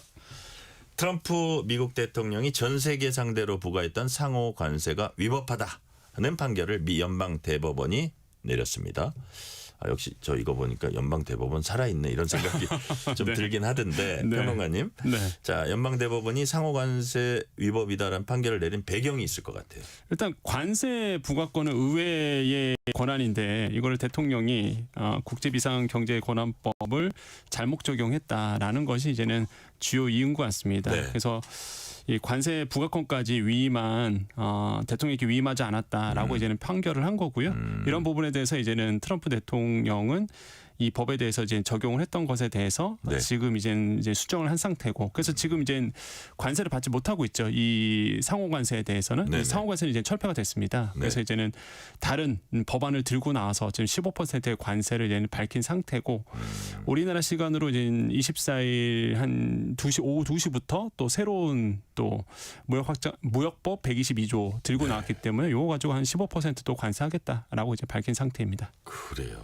그냥 야, 여기서 좀 위축이 될까 했더니 어느 정도 1, 2심이 있었기 때문에 이제 대비하고 있었던 것 같아요. 그래서 대비했었죠. 우리는 대안이 있다 이렇게 해서 지금 그런 것들을 하나 둘씩 이제 내놓고 있는 건데 미국은 또 타국의 불공정 무역 관행 검토하겠다. 이게 뭐냐면 이게 잘못됐으니까 우리 더 부과한다 이런 자락을 까는 거잖아요. 네. 그래서 조사 대상국에 우리나라도 포함됩니까? 그렇죠. 지금 말씀 주신 것처럼 트럼프 대통령 특히 트럼프 행정부는 이미 예상을 하고 있었던 것 같아요. 그래서 네네. 플랜 B를 이제 바로 가동을 했습니다.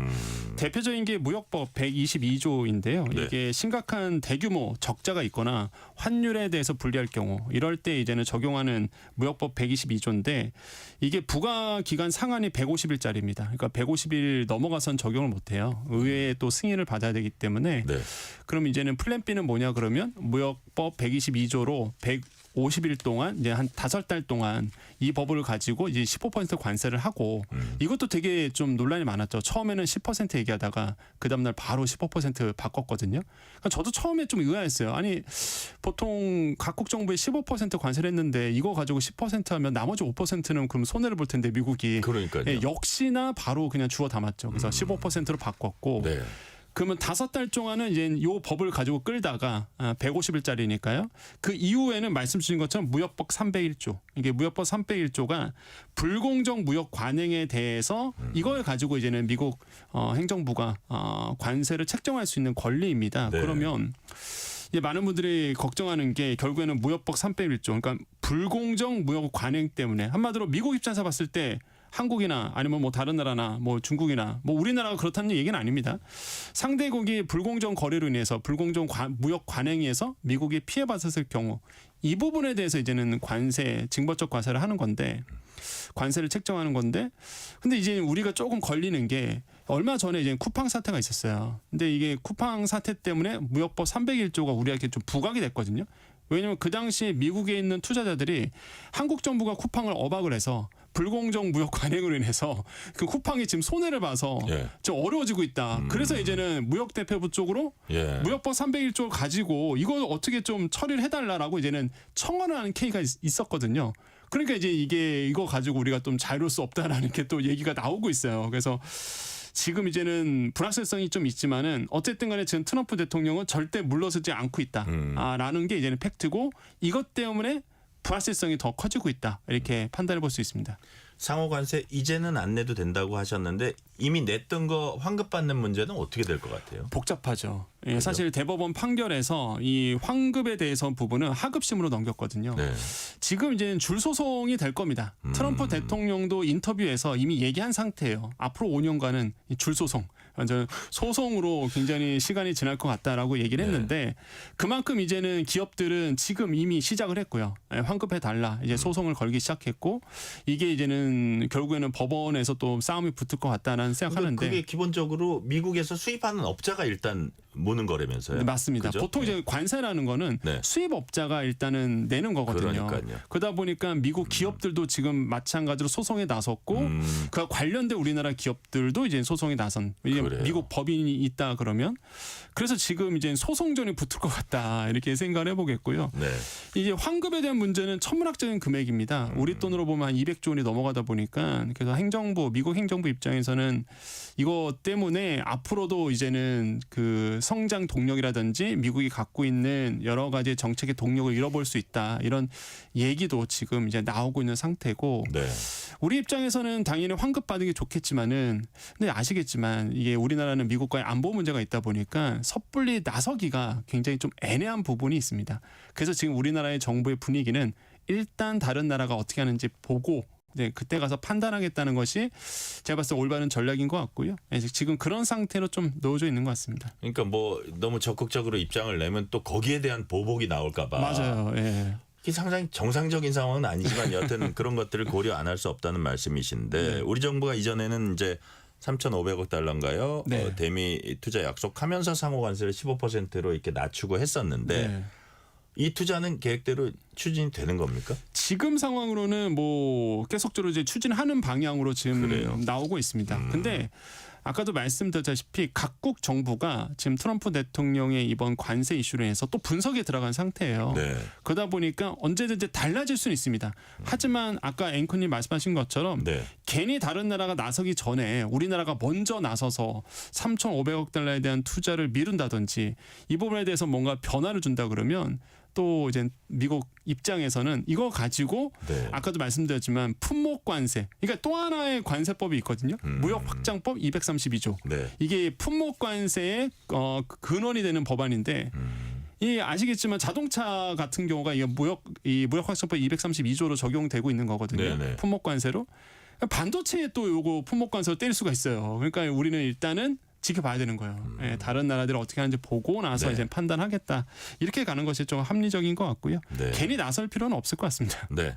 미국이 새롭게 부과하기로 한 이제 뭐 글로벌 관세라고 표현해야 되나요? 우리 합의한 상호 관세가 뭐 똑같다 이런 평가도 나오는데 자, 이 상황이 일단은 유리해진 건지 아니면 알고 보면 불투명성이 더 커진 건지 어느 쪽으로 봐야 됩니까? 둘 다예요. 왜 그러냐면 지금 외신들은 어떻게 보도를 하고 있냐면 저도 이제 계속 외신을 보고 있는데 중국이 제일 혜택을 받을 것 같다. 그래요?